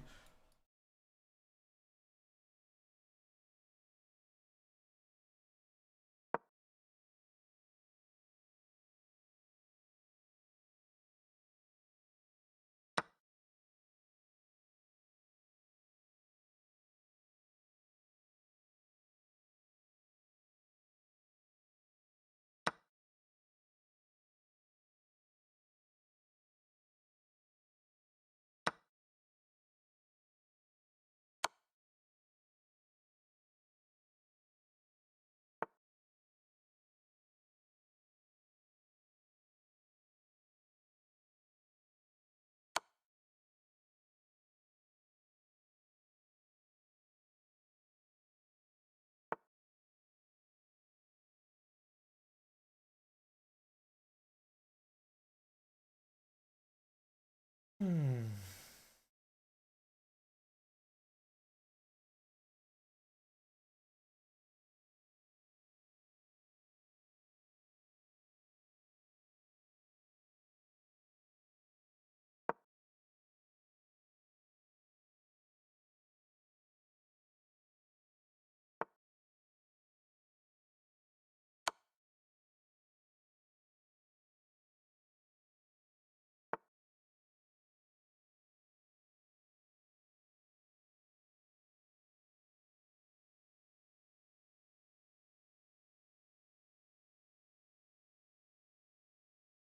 Come on, Jack. What we do over here?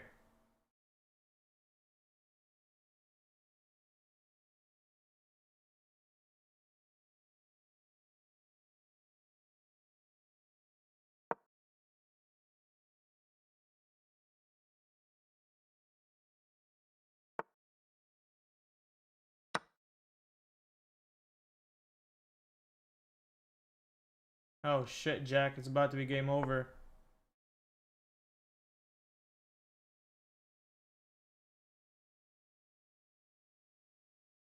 No, it ain't.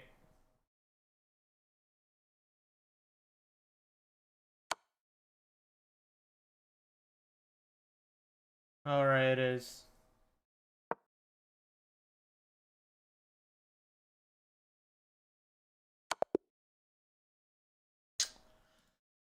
Oh, 2 losses losses, 1 win. All right, let's make it 2-2. Let's end on 50%. We're gonna end on a high note, but TH had to challenge me. He called me shit, and you know, he said I got a lucky win, and I guess he was right. I guess he was right. 2 games as black we lost, 1 game as white we won. Here's our second game as white. We're gonna win this one. Algeria. Bang! Bang, bang, bang, bang, bang, bang, bang, bang, bang, bang, bang, bang. All right, let's make it 3-2. All right, white, we win this one. Easy. Easy peasy. Easy peasy. We won this one already. Game over. Okay. There you go, TH. Happy? The 2 games we lost, we fought hard for that, and we lost because of a couple silly mistakes. But the games we won, marvelous gameplay.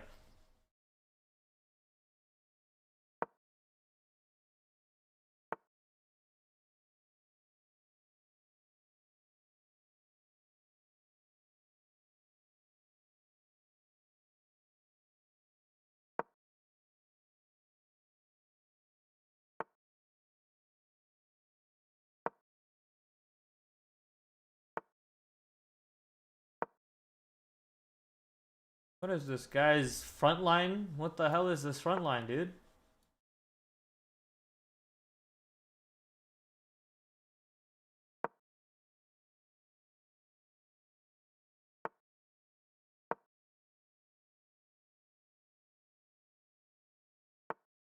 Now this is a game, chat. Now this is a game. Look at this game.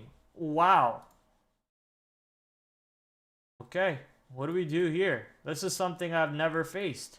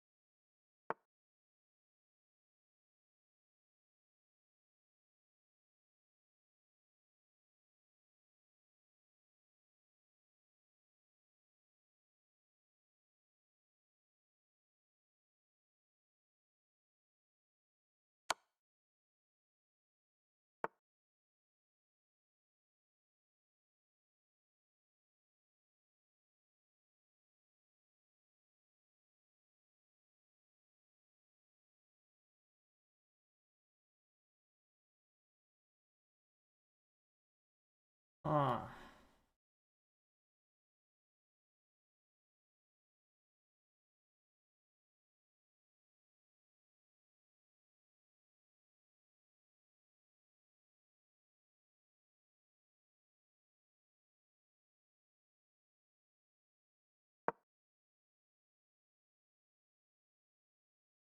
Huh.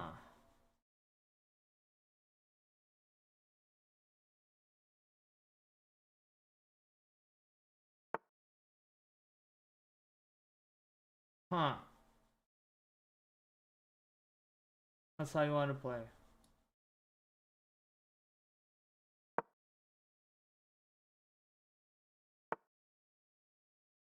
This guy's a little weirdo.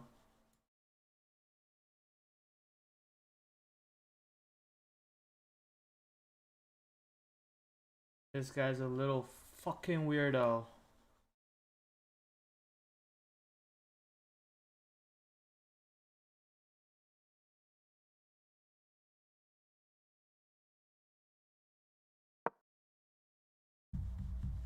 This guy's a weirdo, chat.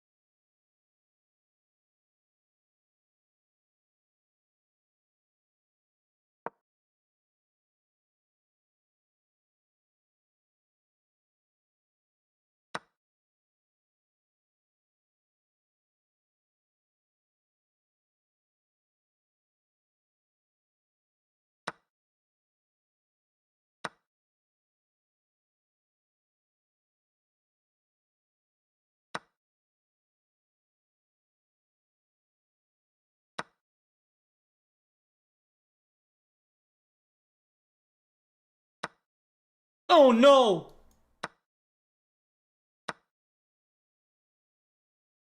Should have just used my pawn first.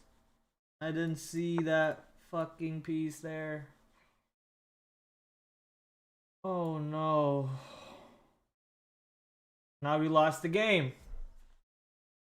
Now we lost the game. Now the game's over. Over. Jover. Fuck, we have to play another one to even it out, and then we gotta play another one after that, just so we could goddamn.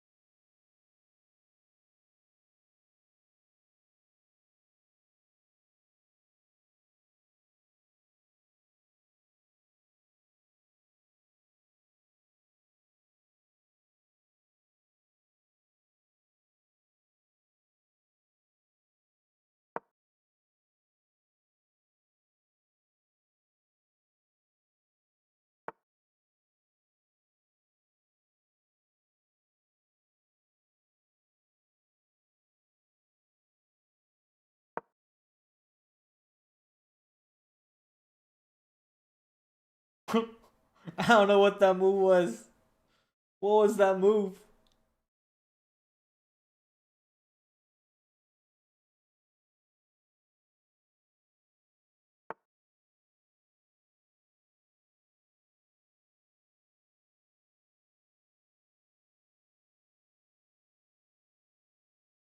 I'm leaving that there.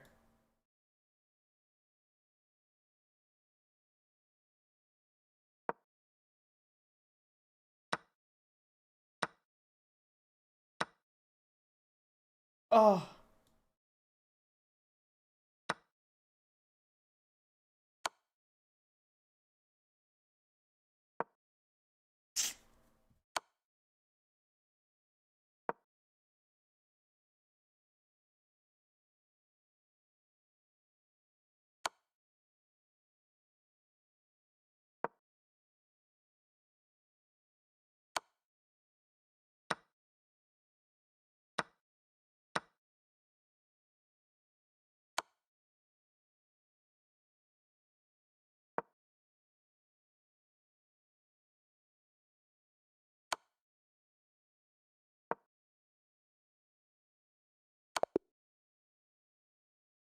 All right.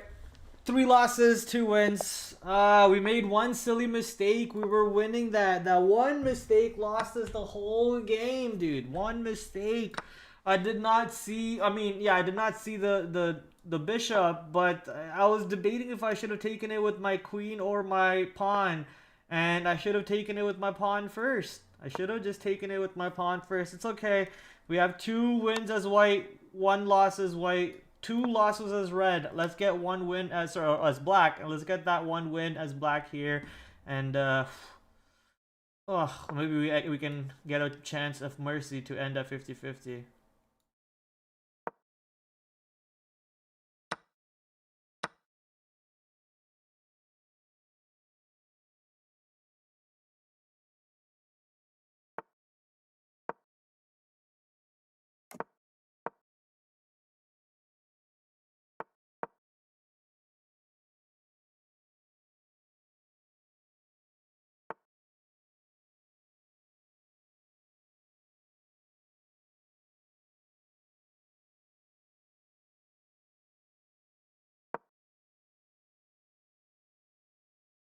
He does. I have to take him out for a walk.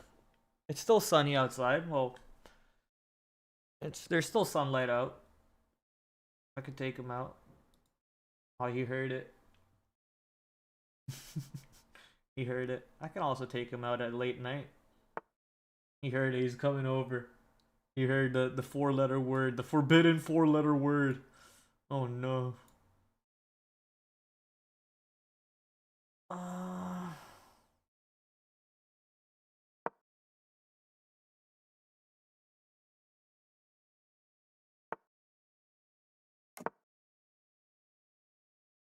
The gunfire has begun. Bup, bup, bup, bup.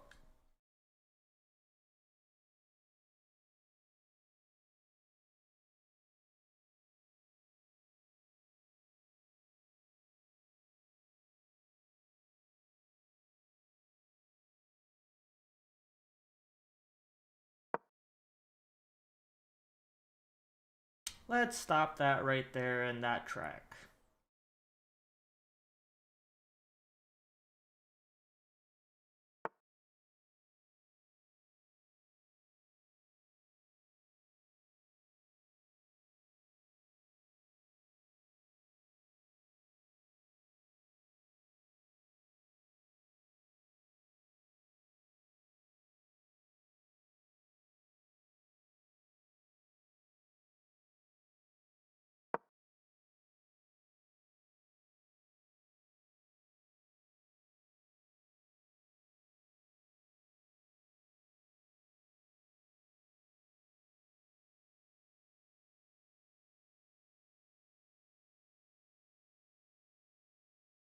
He has to take my bishop here. Or he loses. Yep, he has to take my bishop here or he loses the rook.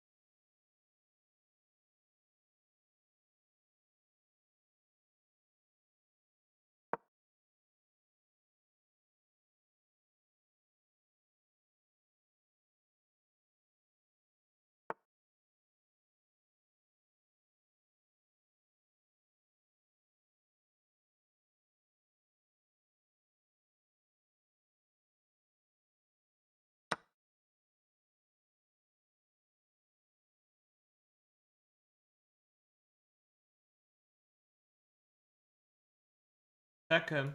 Oh yeah.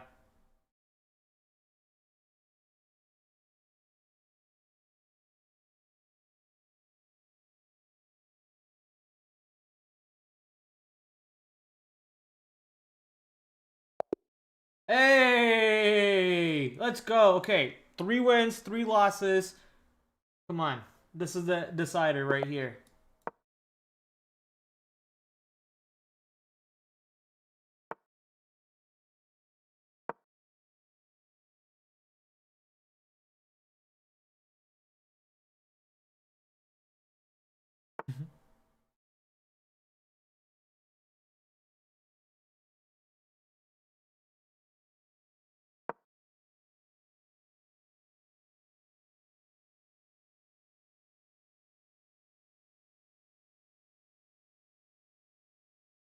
This is guy from Egypt. Holy shit, man. What is that username? 1, 2, 3, 4, 5, 6, 7, 8, 9E? What is that username, brother?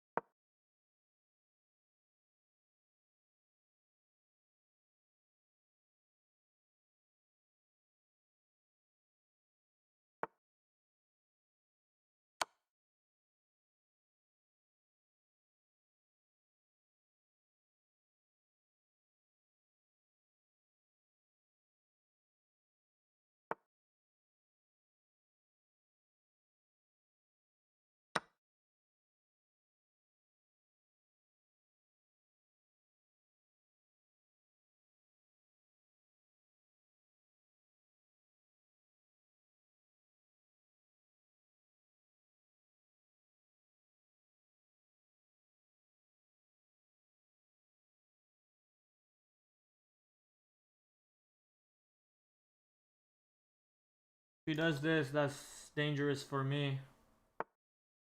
He doesn't.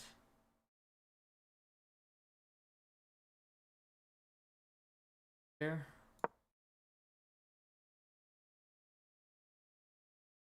Then I get to pull this guy out somehow. Oh, I go back here, and then I get to pull him out. That was kind of a mistake. Impulse move. That was an impulse move. Kind of locked myself in there. Dead, dead, alive.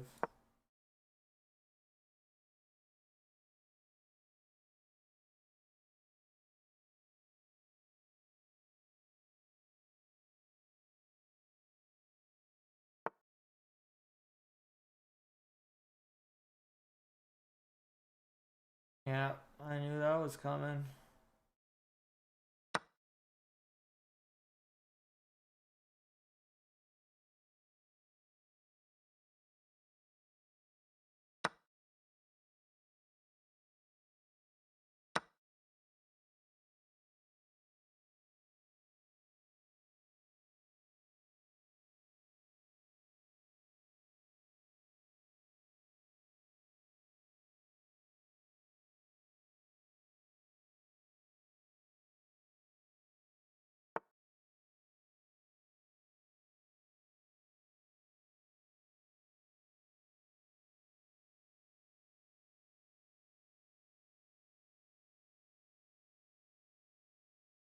Hmm.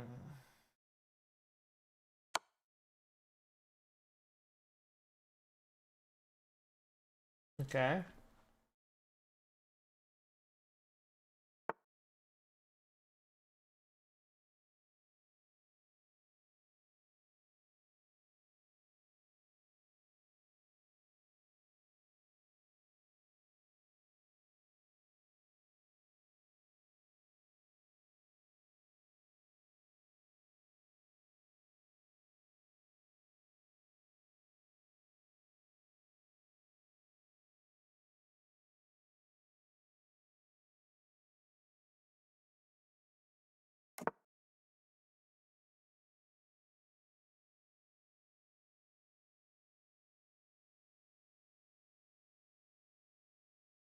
I feel like he's gonna come to trade my queen, but let's see. I was wondering if I should trade my queen with his, but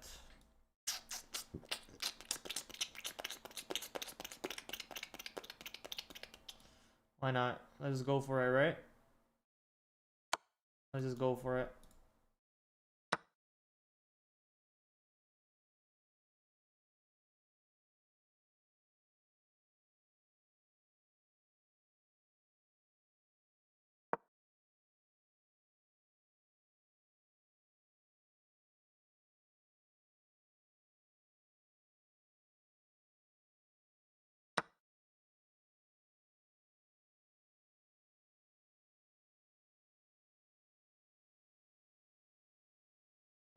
He's blocked.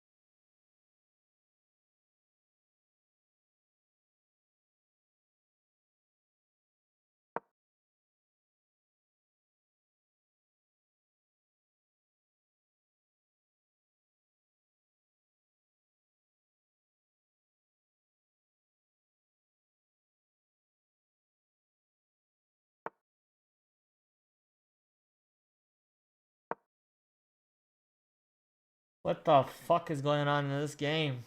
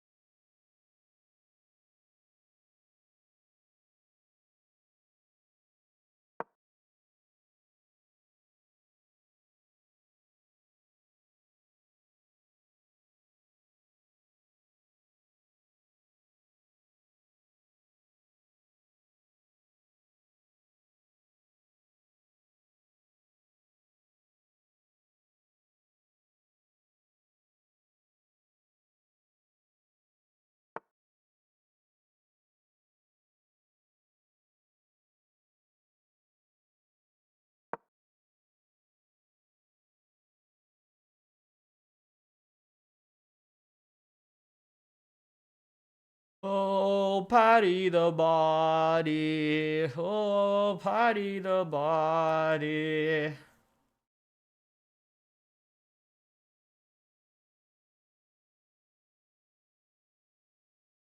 I'm gonna guess he comes right here. And I come here, and then he does this, and then he takes me here. That would be the smartest progression for his routing. Does not.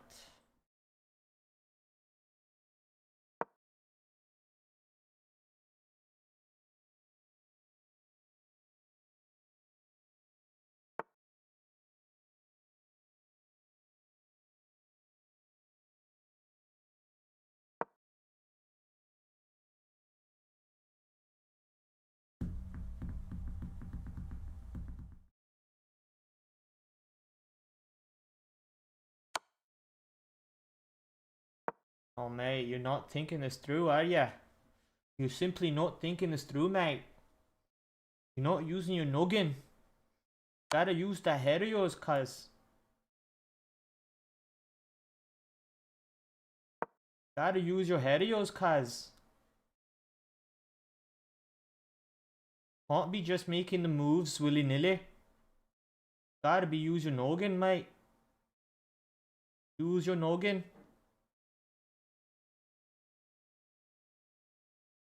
Is you gonna come here now? No. We can't go here. So we do this or we do that. Go up 1 or go up 2. Either way, yeah. I think we go up 2. We go up 2 and then we have a double defense. And we can also push our king up 1 after that. There we go. Oh, the fucking can't, mate. So we take this, yeah, and then we make him do that. Alright, mate. You going to take that or what? Come on, son. Oh, you're not going to take that. You're going to give me the horse too. Oh, son, you're making mistakes now. That's an easy win, son. We take that. We take that and we take it to the bank. We take it to the bank and we laugh. We laugh. That's 4 W's, 3 losses, 3-hour stream. And this has been an immensely long Sunday stream, ladies and gentlemen. 2 hours or so of stocks, 1 hour of chess. Now that's a crazy long stream. You better hit that like, you better hit that subscribe, all that fun stuff. I enjoyed it. That video we watched from Steven, putting the macro picture in view, that was fun. The S&B Capital video was also really good to watch. That bar-to-bar video, you know, learned a lot from watching that. But monster. And even better, fun chess times. We had some good chess times today. We went up 8 full points in 1 hour. Now that's a mission. That's a mission. No matter what, you know, success and wins. That's all that matters. We have more wins than losses, and that's what we need to aim for tomorrow too. Have more winners than losers, and aim for a good trade. Don't even aim for winners against losers. Aim for a good trade, because setups will be there tomorrow and all throughout the week. Our job is to hunt for them, look for the right opportunities, and when we find the A+ trade, push our chips into that trade. So tomorrow's going to be wild. The rest of the week's going to be wild. Make sure you tune in Monday to Thursday, 8 o'clock. We're going to dive into all the earnings names and all the fun stuff and look for the right trade setups for every single consecutive day and so on. It's time now for me to go walk. Coco, you want to go for a walk? Coco walking. Here he comes. All right, chat. I gotta go walk my dog. It's 9 p.m. The sun is down. The light in my hallway is actually activated by the sun being up or not. So the sun is gone. That means the light's on, and I'm gonna get to walk my dog in some nice cooler weather instead of crazy hot weather. And then I'm gonna go do some dishes and call it a night. Good luck tomorrow. Have fun in whatever you have left of this weekend. And smash the market. TraderPrad out. We didn't even play the outro. Hold up. Let's play the outro. TraderPrad out. Hit the like. Hit the subscribe. Peace. Yo, Barstool Bagel. What's up? Good to see you again, brother. Good night, guys. The watch list for tomorrow, ladies and gentlemen. So I'm going to bring in my big screen over here. Back to another brand new week of After the After Hours with your host, TraderPrad. I'm doing great. Hopefully you guys are joining me on that great side. Markets are moving around. Might just be a risk on type of day, so let's see what happens.